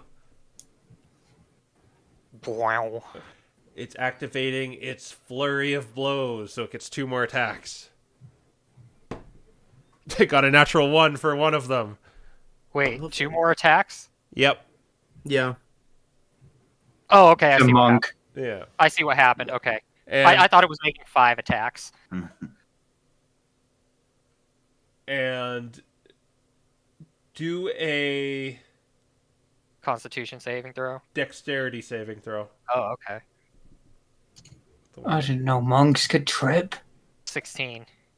You pass. He tried to trip you, but you just jumped over his tail sweep. That was with a 1? No, the one he did, he got it. Oh, okay. The one that connected. All right. We're going to go to Sinbad now. All right. This is gonna be interesting and could kill me, but this should be interesting. So I'm going to let's see how many points should I dump into this? I'm gonna dump 5 of my sorcery points to cast Call Lightning as a bonus action for this round and the next 3 rounds. And I'm gonna go zap this blossom. Okay. Does that happen right away? Or Yeah. Like, so Call Lightning is a dex save, of course. all right. Dex save. I think it failed. It got a 10. Yeah, it failed. Fail. All right, 3d10, let's go.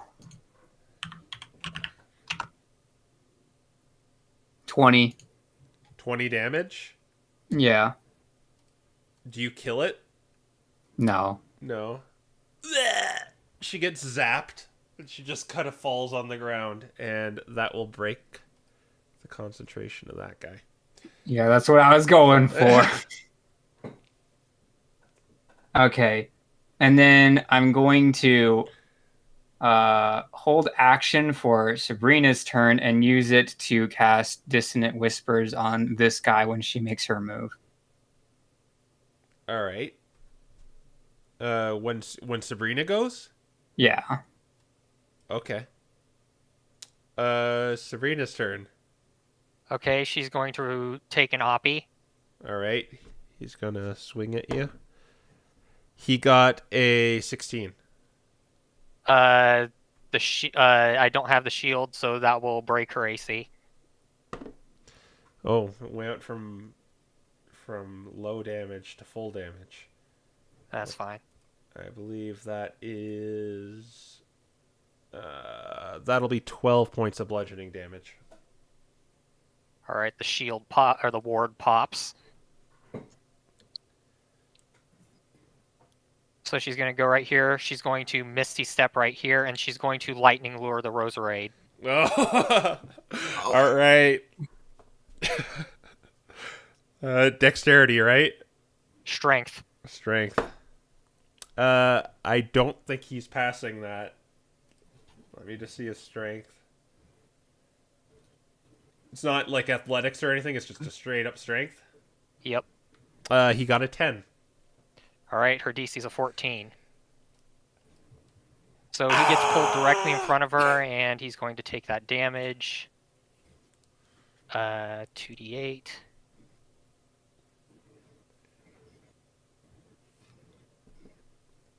14 lightning damage. 14. All right. So 61. Now I want you to roll 3d8 as he starts getting melted by the acid. 16. You don't have any choice here. He begins to melt and just horribly disfigure inside the acid. Sigurd will remember that. And the crowd is just like, yeah! Well, God. All right, so he's out of initiative. What were you going to do for your reactions, Matt? Dissonant whispers the decidui. I'm sure this will go really well because it's supposed to scare him away. He probably just hears, "Ah!" Yeah, he looks over and sees his like leader just horribly melting like that guy in RoboCop. Gosh. Oh. All right, well, DC 15 Wisdom save. He failed. All right, well, that's kind of appropriate given the circumstances. Let's see. So that'll be nice. 8 psychic damage, and he has to escape as far as he can away on his turn. All right. Yeah, we 8. That'd be 47. And so he goes. It's like his full movement, right? Yeah. 10, 15, 20, 25, 30, 35. Or no, he'd be right there. 30. He'll just go right there. All right, so that was Sabrina's turn. We're going to go to Sigurd's turn. Okay, so Sigurd shouts, "What the hell are you doing?" But You can't Winning. you can't really hear over the crowd cheering for you right now, Sabrina. but he's going to go over here, still like trying to focus on the task at hand, and he's gonna go big. With a bonus action, use Giant Smite. He's going to first grapple this Decidui. All right. Oh, I actually got a decent amount. But it's probably not going to beat you. It's gonna be a roll of 27.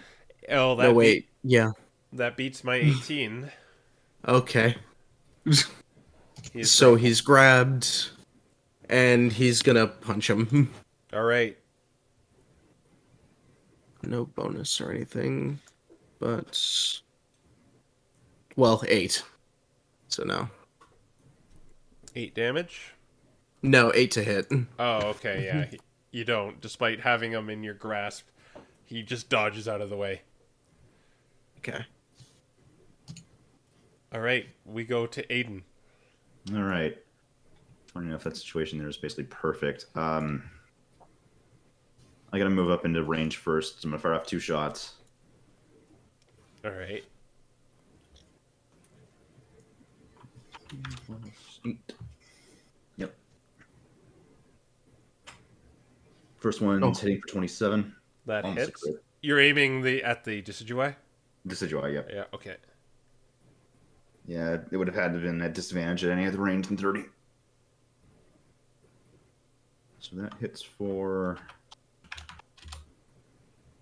7 damage, All right, that'll be 53. followed by another 1. Did you add sneak attack to that? Actually, yeah. Excuse me.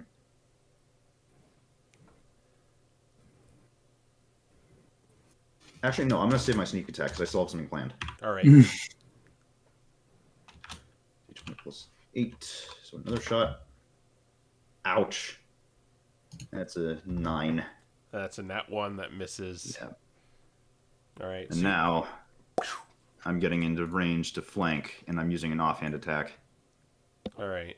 Where you I don't think you could do that. You've got to be in they have to be melee.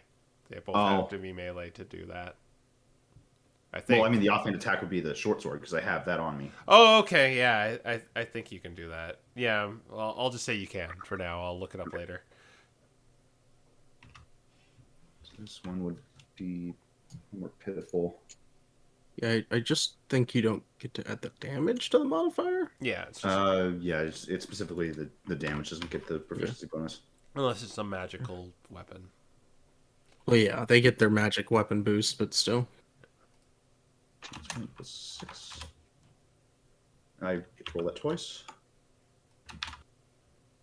Wow, that's 2 nat 1s back to back. Go for a third. Oh, okay, no. 15. Does that hit you? That is not going to hit him. Dang. Well, I've done all I can do. Okay. Blossom is out, currently knocked out. The Decidui is going to...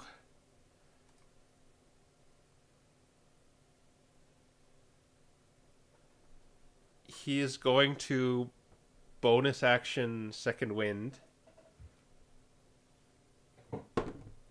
Got a 10. Nice. So that's going to be... Bring him right back down to 40. Okay. All right.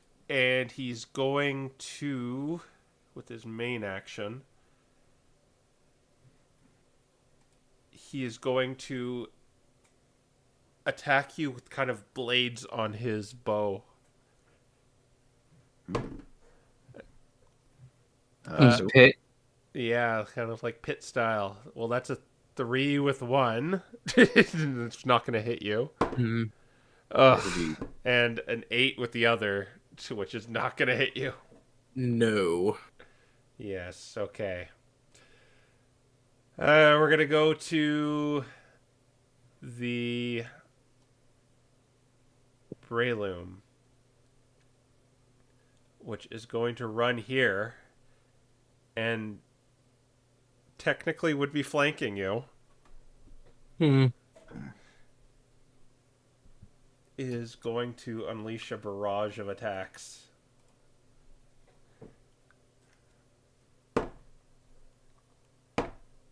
Okay, that's good.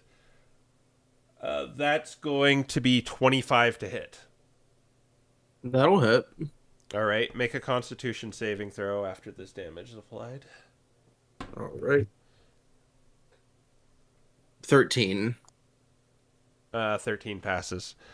11 points of bludgeoning damage. Ow. Attack number 2. That first one was bad. That is going to be 22 to hit.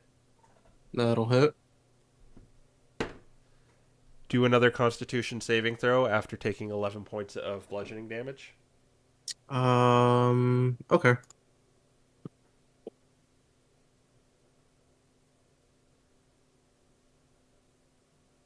$17. He's trying his hardest. He's flurrying. All right. For this third one, I'm going to use Runic Shield, which cancels out the advantage. Okay. He got an 8. Well, he got 25 with the straight up roll. Damn. All right. Do another Constitution saving throw. Surprised this man has the key for this. Yes, he does. 23. You're evading it after you take 9 points of bludgeoning damage. Right. And you say that as he runs out of it with this last one. Well, he's not going to use it, but... does that shield last for the rest of the round, or just... that? No, it just for that one attack, I believe. All right. Okay, and he got... that'll be 22 with the last one. That'll hit. All right, he can't try and stun you anymore, though. So that will be 6 more points of bludgeoning damage. 6 more. As he just kind of... That brings me. just hits you like in these precise the pressure points. But that will end his turn. Sinbad. All right. Do these things obscure vision? Yes, those are kind of like pillars. Okay. So I'm going to have to pop out of this pillar and do the call lightning bonus action here. All right. Deck save. Yep. He got a 4. Nice. That's 20 damage again. Ouch. Is that your turn? That was my bonus action. Oh. The question is, do I start burning other slots or do I just kind of let them be at their own devices? I'll save my stuff. I'm going to cast T-Jolt at the Decidui. Okay. And I'm going to miss with an 11. Yes. Despite being grappled, this Decidueye is very resilient. All right. We're gonna go to Sabrina. Toll the Dead. On. The Decidui. He got a 1. Excellent. Ooh. 10 necrotic damage. All right. That healthy restored just kind of goes back up. Man, Toll the Dead did something. It's a miracle. Sigurd, you are currently flanked, sort of, between these two guys. Well, I'm just gonna attack the guy I'm currently flanking. Okay. Well, first of all, they take a D4 of damage just because they're grappled at the start of my turn. Okay. So they take 3 more damage. Gotcha. And then I'm going to crit him. This is probably the end of him. Oh yeah, because this is my first attack, so it's 2d6. Yeah. So you have d6, 2d6 plus. You max. We're doing crunchy crits. So Yeah, 19 damage. Yeah, that does it. As you just kind of deck him, and I assume you're not killing the dude. No. That's when you kind of hear the crowd go, blood, blood, blood, blood, blood. He's going to ignore that and turn around and go attack the other guy. All right. Boo! 21 to hit.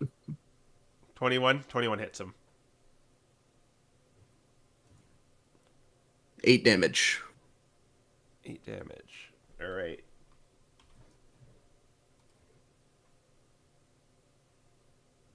All right. He is hit.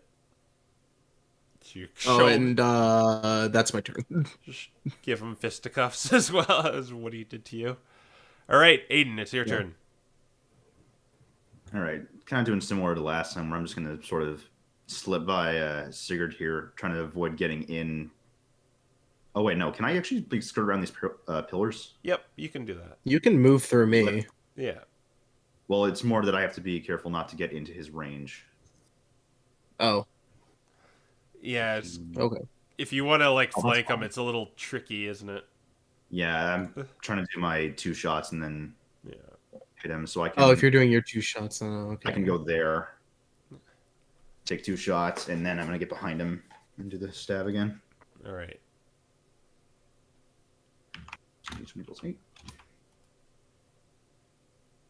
That's a 22.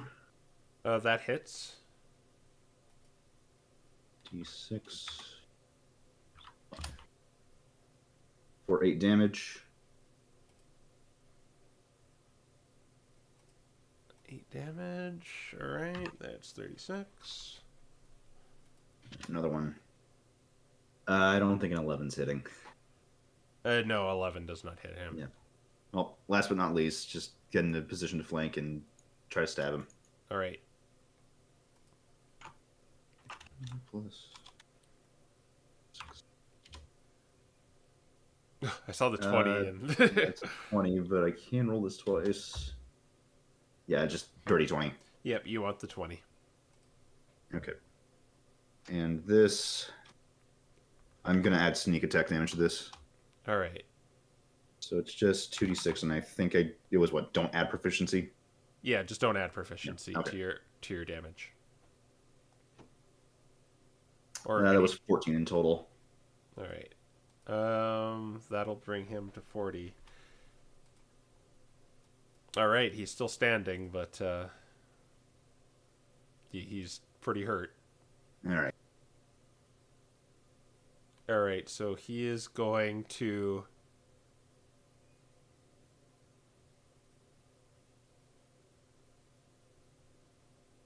He's going to turn around and start hitting you, Aiden. Okay. 1. He got a 7. That does not hit. It's not gonna be too hard to hit me though. You just gotta beat 14. He got a 9. Oh. And last hit. Oh my god, another 9. What? He was gonna try and like push you away or trip you or something, but that's not happening. Okay, so he's just like looks on either side. He's like sees his like melted leader and unconscious friends. He just kind of remains like in a defensive position. Sinbad, it's your turn. Oh, sorry. What did I miss? Aiden, you have chosen a bad place for me. Ah, Uh, do it. you want me to lightning you? No. He wants lightning. He's just like the audience. Let's see. You could kill one of the downed ones. The audience would like it. Oh my gosh.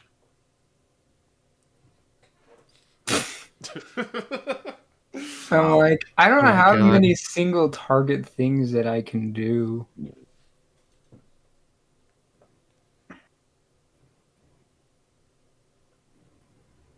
Yeah, I'm just gonna have to freaking T-jolt this guy. It's like the only thing I have other than like magic missile, which has crummy damage. Alright. Magic All right. missile. Here we go. T-jolt.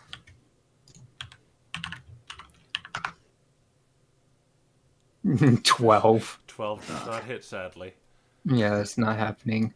I'm gonna for the crowd. I'm gonna strike lightning in this acid vat for the lulz. Just splash it. Just zap it. Just make it sizzle. Do a damage roll. Oh. All right, maybe being flashy Uh-oh. for the audience was a bad idea. How far are you Please to do not- splash that? 24. No. Please do not flood the entire room with acid. Alright. I want you to do a dexterity saving throw, Sigurd. Ah, lovely. Oh my All right. gosh. 13. I don't think that beats your spell save DC, does it, Sinbad? No. Alright, and this guy automatically fails because Oh. he's unconscious. So it splashes all over the Decidueye and just begins melting him. Oh. He's not dead. He's just very wounded. This It's a is- death fail. This is not like he doesn't melt, but just like half of his face is now gone. He's dead. Oh. Yeah, Sigurd. Can I? Okay. Yeah. Sure. Sigurd, you take it was pretty low, but it was only 7 acid damage. Can I, in some way, cover the Decidueye so that he doesn't, get burned like that? Nah. Okay. Just because Fair enough. this is kind of his turn, and you kind of Fair didn't see it enough. coming. I didn't really see it coming either. So, I didn't see it coming either, to be fair. Sabrina, it's your turn. All right. Toll the dead. All right, on the Breloom, I assume. Yep. Oh. Yes. What's to save a Dex? It's a wisdom. Wisdom. He has 15. Her DC's 14. Doesn't do anything. All right. Sigurd. The crowd's cheering what transpired just there, but Okay. Well. Okay. He's he's just gonna make sure that this person goes down. That's a 12 plus. That's an 18 to hit. Let me see. Yeah, 18 hits him.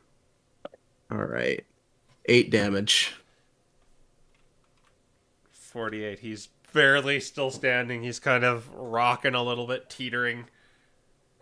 18 24. 24, and that's probably going to do it, because your modifier can't do minimum. My modifier, it's at least 4 damage. Yeah, he's going to go down. Okay, yeah. Yeah. The, Non-lethally. Yeah. That's when you hear, kill, kill, kill, kill, kill. No. In fact, are we out of initiative at this point? You are, and, Okay. Instead of going to kill, he's actually gonna, like, turn back to the Decidueye and try to, like, lessen the damage. half his face is melted off. From the splash. Yeah, no. Ever heard of the concept of a mercy kill? It's like Two-Face right now. Oh, jeez. And that's when the Salazzle on the balcony says, well, are you going to finish them off? 4 of clubs wins.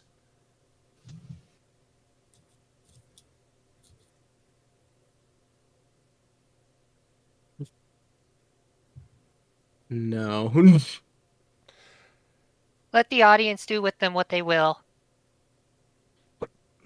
It's when they're kind of booing you as you're kind of ushered back. Then I'm gonna make lightning crackle and like above so that to Please do be not. louder than them. Basically, just okay, yeah, you drown out their booing as you go back into inside the room here. All right. Okay. So you win the first match, and like in there, you see waiting for you is Snot like rubbing his hands together. He's like, "I knew you guys could do it. I just knew it. See, what did I tell you?" Bree's charging her ward back up. So, I assume the Sableye comes to usher us back and then leaves, right? No, you're just kind of staying in this area right here. Oh, this area, like in the middle of You kind of in went the middle of the went arena? You went underneath here, Okay. into a door, and you're kind of Okay. in this room as the gate closes down on you. And oh man, we're under the queen's side. That ain't good. As soon as the gate closes, Oh no. Sigurd takes in a deep breath. What the hell is wrong with you two? It was an accident for what it's worth. That doesn't matter. They're dead. Sigurd, shut. This is exactly why I didn't want to do this. She's gonna fireball. Why I didn't him. want to go through these sorts of things. You're gonna fireball? Firebolt. Okay, I was about to say. Firebolt. all right, make an attack roll. D20 plus 7, I believe.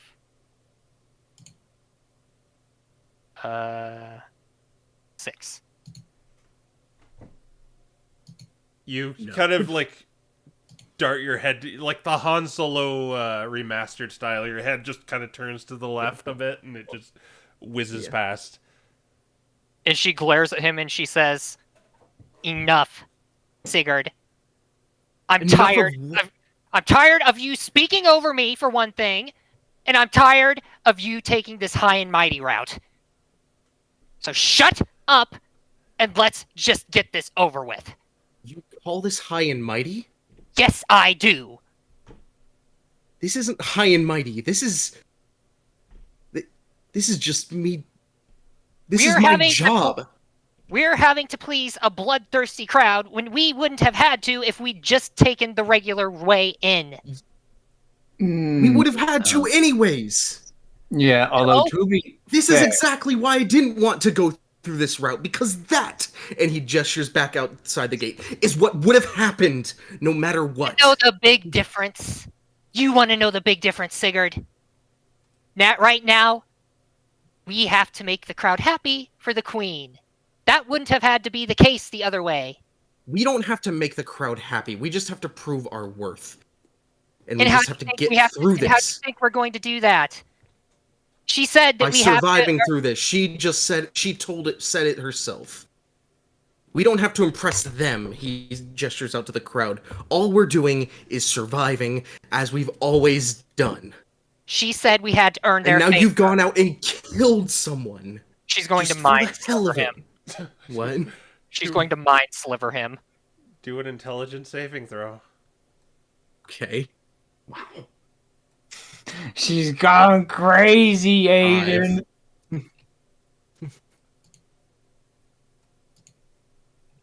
6 psychic Okay. damage. He's going to grab her. Oh. Oh. Okay. Just And gonna let that happen. he- She's not even gonna try to get away. All right. He's gonna grab and restrain, or do the, what was it? Yeah. All right. You have her and restrained. Yeah. Do you understand what you just did? Do you understand what always happens when you do that? She just kind of you're That's not just a person whose life you ended. Oh, am I breaking up? Nope. no. I was wondering if you've got her muffled so that she can't cast spells, or if you're just restraining her. Sorry, I think I broke up. What'd you say? I said, are you muffling her so that she can't cast spells, or are you just restraining her? I'm just like holding her like arm, like yeah, restraining her so she can't like use any somatic components or all that. Are you going to let me speak, or are you going to interrupt me? You're the one who interrupted me just a second ago. Don't act like I'm the only one doing that here. So what am I doing then, Sigurd? Enlighten me. That, he gestures out there, is a mother, a father, a friend, someone, anyone who's back home right now wondering where they are. Or they know where they are and they're worried sick. And they don't care if they come back in chains or with nothing. But they care that they come back. And And what about the took choice? that from them? What about the choice of the individual? They came here knowing full well that they wouldn't come back out. Okay. Yeah, to play devil's advocate, I think they know what they got into when they came down here. And that's not fair for that person all the way back home. Do you think that's fair that they might never know what happened? Do you think it'd be fair if your mother never knew what happened to you? If you just disappeared and never spoke to them again? Bree And looks, they only Bree- found out years later that they're dead or gone. Bree looks him right in the eye and says, as if she'd care. Sinbad looks Bree in the eyes and says, "You know that's not true." Would have been nice if she would have shown that. The only one who walked out on her that we knew full well might not return is me, and we all know why. You at least have a choice.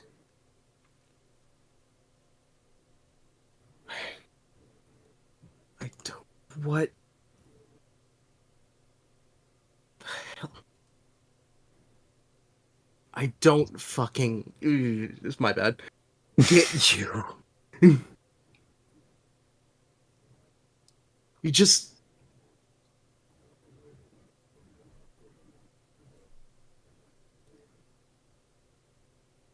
Oh. You really don't care? Whether or not I come back alive, You don't care what you did to them just now? I would have You don't rather it care not. how that will affect anyone else?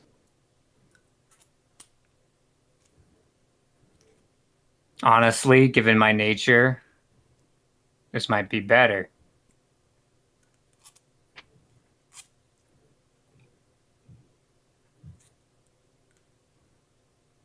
I will admit Bree has more control than I do, however.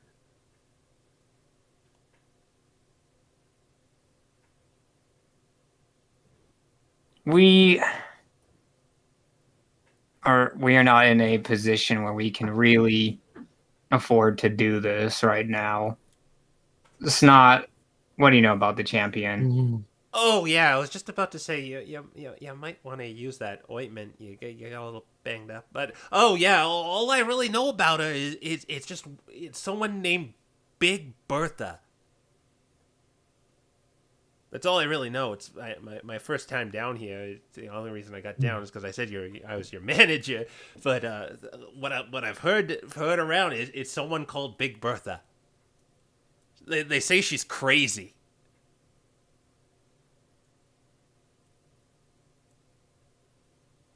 I can't remember if we've met someone like this in this campaign, or if I'm just completely going to one of the random Big Berthas from any TV show. Pretty sure we haven't.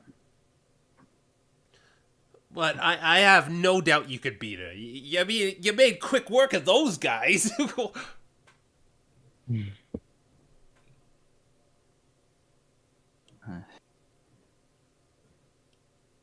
He just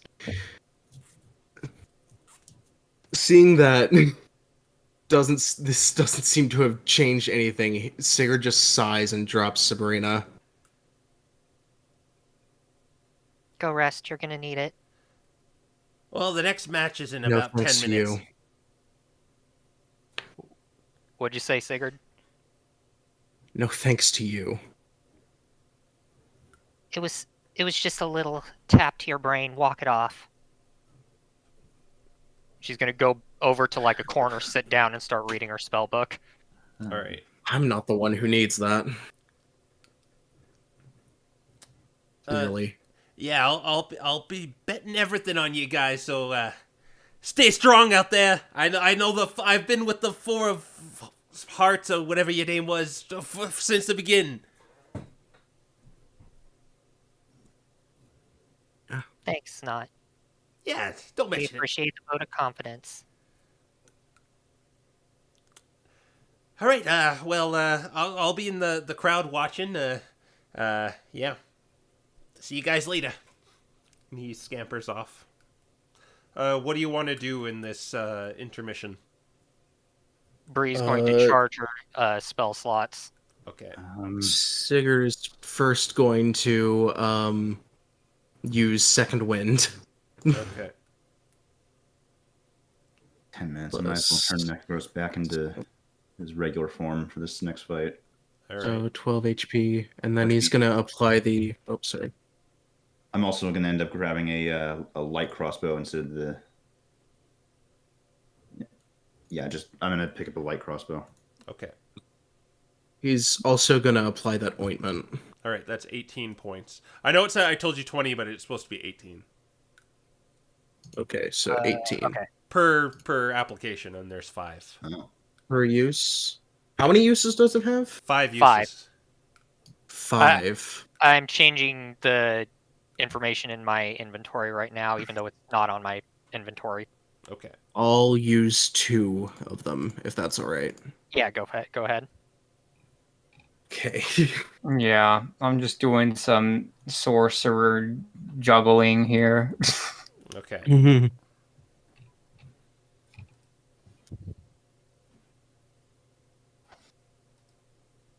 But yeah, I'm all good now. All right. Unless we want Sigurd to yell at Sinbad next. Aiden's just kind of in the moment of not knowing at all what to say to these guys. He's like, I'm with a bunch of murder hobos and a crazy paladin. No. All right. So after 10 minutes pass, you do your preparations. The Sableye... actually, no, he does not come. The door just opens up for you again. Bree's gonna take the front lines. All right. You can arrange yourself however you want on the map. All right then.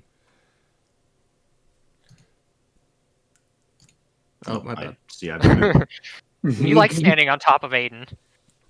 Apparently. All right. Let's see. Is this vat gone? No, it seems to be refilled. Though Wow. you notice the bodies have been carted off too. All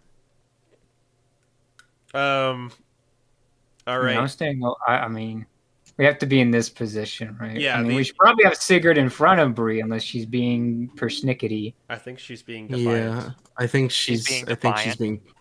Yeah. All right. All right. Well, then this is fine. Well, actually, you know what? Can I say this beforehand in that case? Go ahead. Before we leave.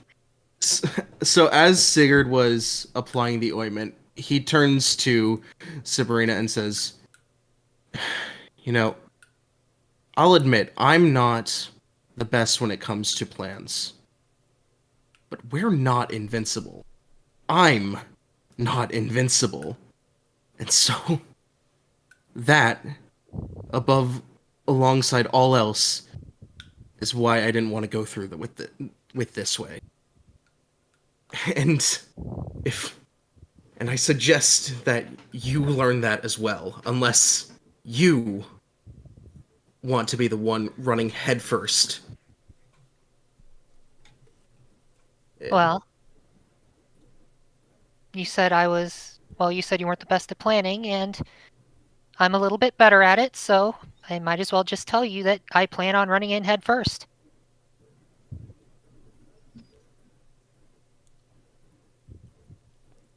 He just shakes his head and goes back. All right. As you exit the waiting area once again to the blood-caked battlefield, the crowd seems very mixed on you. They're like, some are cheering, and they're like, "Throw him in the spikes next time!" Looking at you particularly, Sabrina. And some are like, "Boo, you wimp! Pacifist!" But it seems majority on your side. The Salazzle, the queen, stands up once again. The Four of Clubs, despite all their disruptions and all their foils to my plans, have made it to the finals to face my champion. Crowd cheers in an uproar. If they are to beat my champions, they will take its place. What say you, Four of Clubs? This is where Sinbad has a look on his face like, wait, what?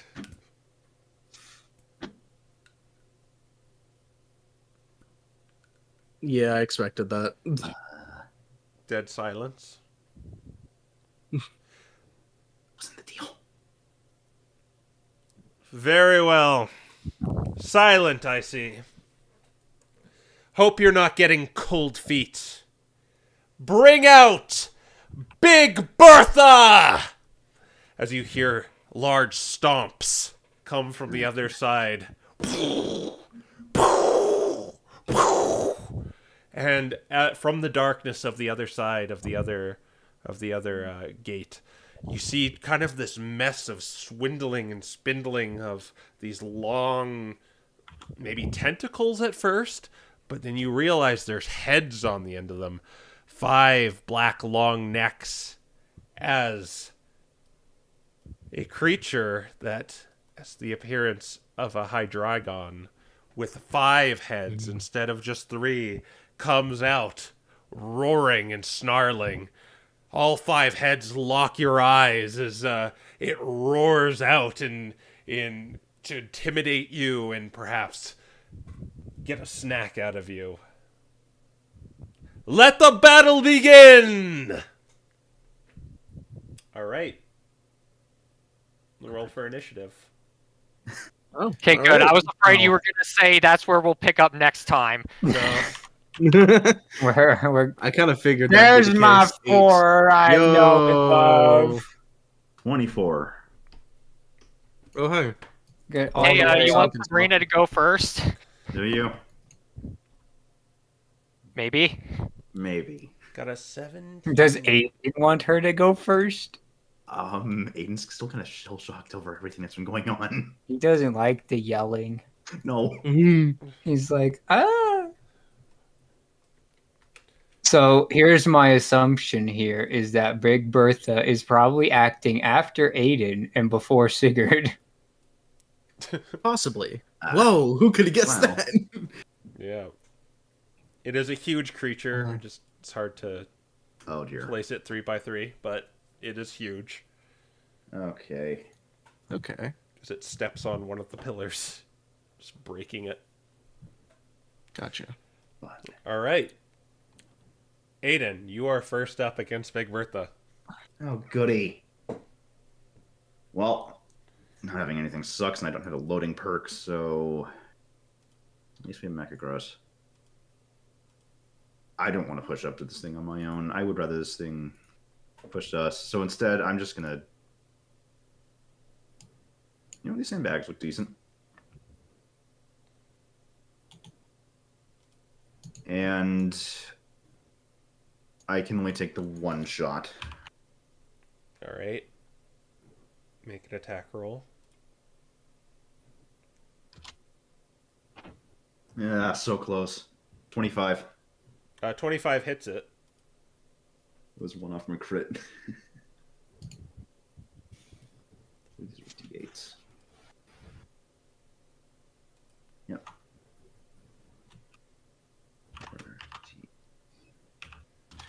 It doesn't want to do the command fill. I hate when it does this. Unfortunately, it's not magical or anything. So we get 6 damage. 6 damage. Piercing.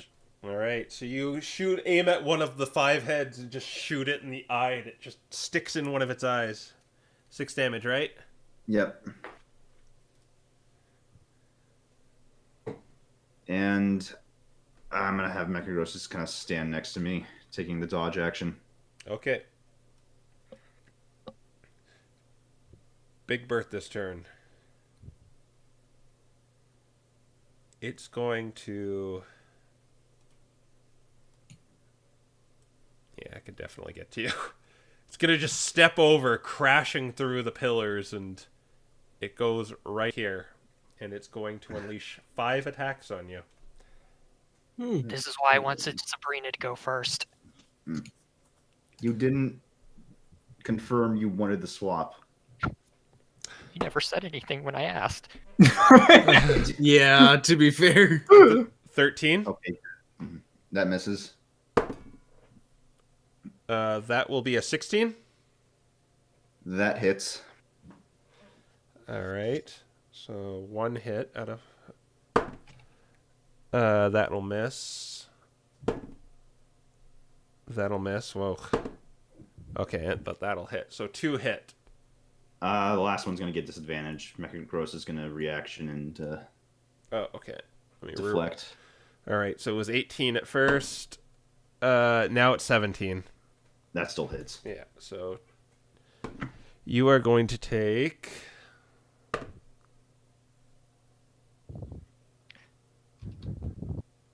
24 points of piercing damage as the 2 heads just start biting you. Okay. All right. 24. All right, we're going to go to Sigurd next. Sigurd. All right.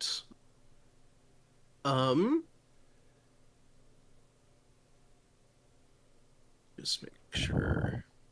Okay, yep. So bonus action first, he's going to invoke the hill rune. All right. That'll give him some defenses. Gets resistances. And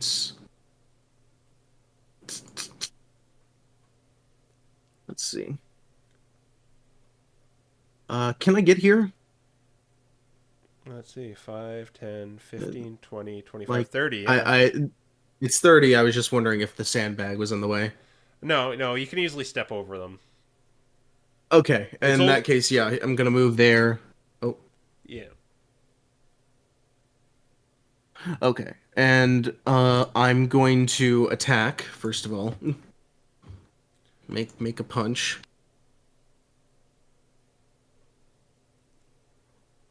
That's a 25 to hit. 25 hits it. Right.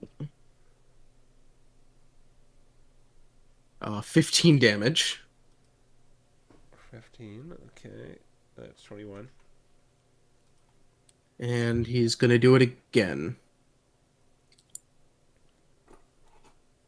18. Plus 18. 10, that'll be 31, 39. All right, you begin to like... Oh, wait, does an 18 hit, not 18 damage? Oh, yes, 18 hits. Okay. Yeah. Okay, no, it's 15 damage on the first, 6 damage on the second. All right, 21 damage total. Yeah. What was that? What was it at before? Was that 6 before? Yeah. Is that Yeah. Okay, so 21, that's will be 27. All right, let me see something here. How much damage did you do total? That would have been 15 plus 6. that was Yeah. 15, yeah, 21 damage total, bludgeoning. All right.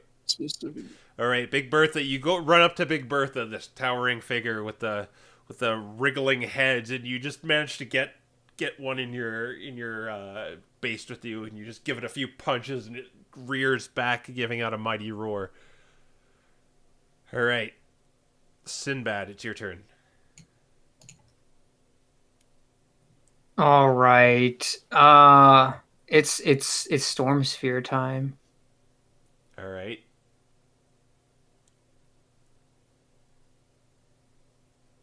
Let's see where's my beautiful token of doom.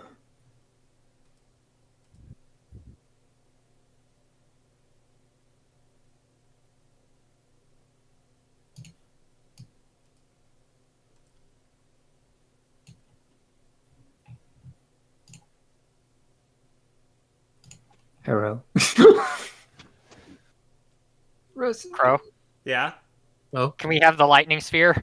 Oh, you want the lightning spin? Yeah, I was like, I need the thing to position it. Sure. The little I think token. There I we think go. it's too small, but Yeah, it's only 20. It's 20-foot diameter. 20-foot diameter. yeah. So it should. There we go. That's what it really looks like. All right. That is 20-foot radius. Yeah, it is 20-foot radius. Yeah. Oh, okay. Radius is all around it. Yeah.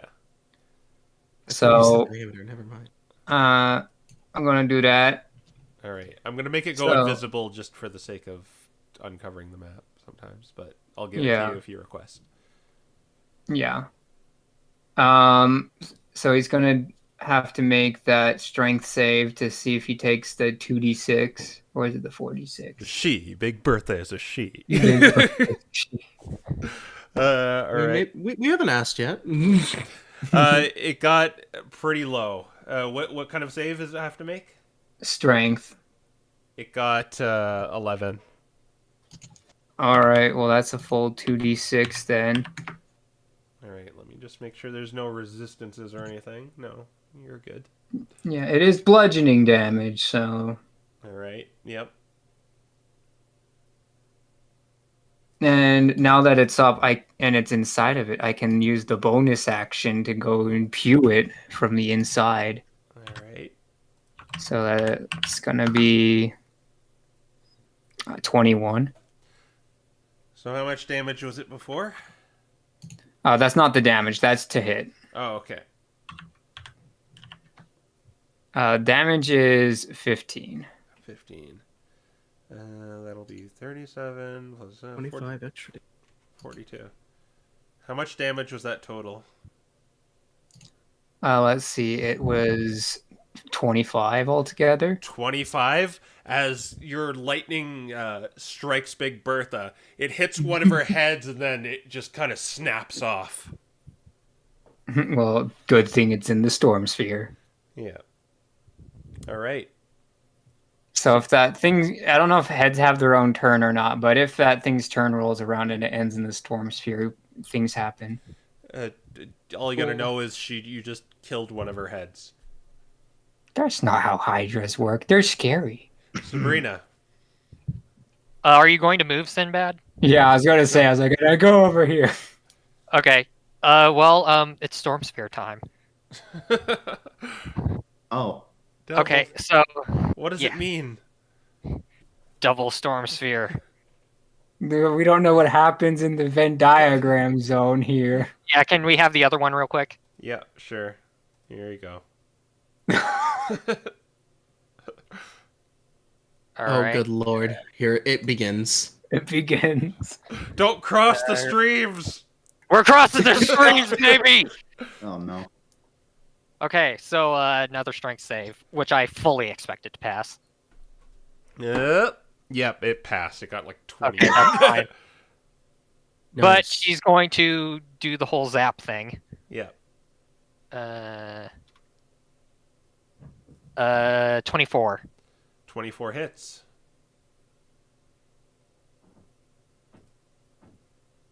$13 lightning damage. 13 lightning damage. Alright. I can't get to Big Bertha. There we go. 13, you said? Yes. Alright. 45, 55. Alright. And that's Sabrina's turn. Aiden. You know what I just thought of that would be pretty funny here? Do the funny. I still have grease. Oh my god. There was no escape. Grease. These 4 tiles. Alright. You've been hit by. You've been struck by Grease. grease. It got a pretty low roll. It got 10. That fails. Alright. Big Bertha falls prone. Good lord. Or wait, is she immune to prone? Let me see. Wait. Nope, she's not immune to prone. She gets knocked prone. We have a name for this maneuver, by the way. It's called the Venn diagram. Does that include the grease? No. It actually included web in its original form, Yeah. but grease works as well. Yeah. Alright. Was that your action to do that? That was my action to do that. Unfortunately, now... Actually, I think I can afford to... I just don't want to be close to this thing is the problem, because it hurt. So... Oh, what happened here? I couldn't see that before for some reason. It was weird. Some of the spell slot followed by... Yeah, I don't have anything else to do. Alright, you're just gonna stand there? I'm going to at least tell Mechagross to move in position to help flank with the Sigurd. So Alright. he's going to move here. Careful, 'cause Careful. Storm Sphere. Oh, right. Yeah. If you you didn't see it before, it's right there. Oh, yeah, that's okay. That doesn't work then. Well, I can just have him. I can bonus action tell Mechagross to just punch the thing. Okay. Yeah. It would get advantage because it's prone.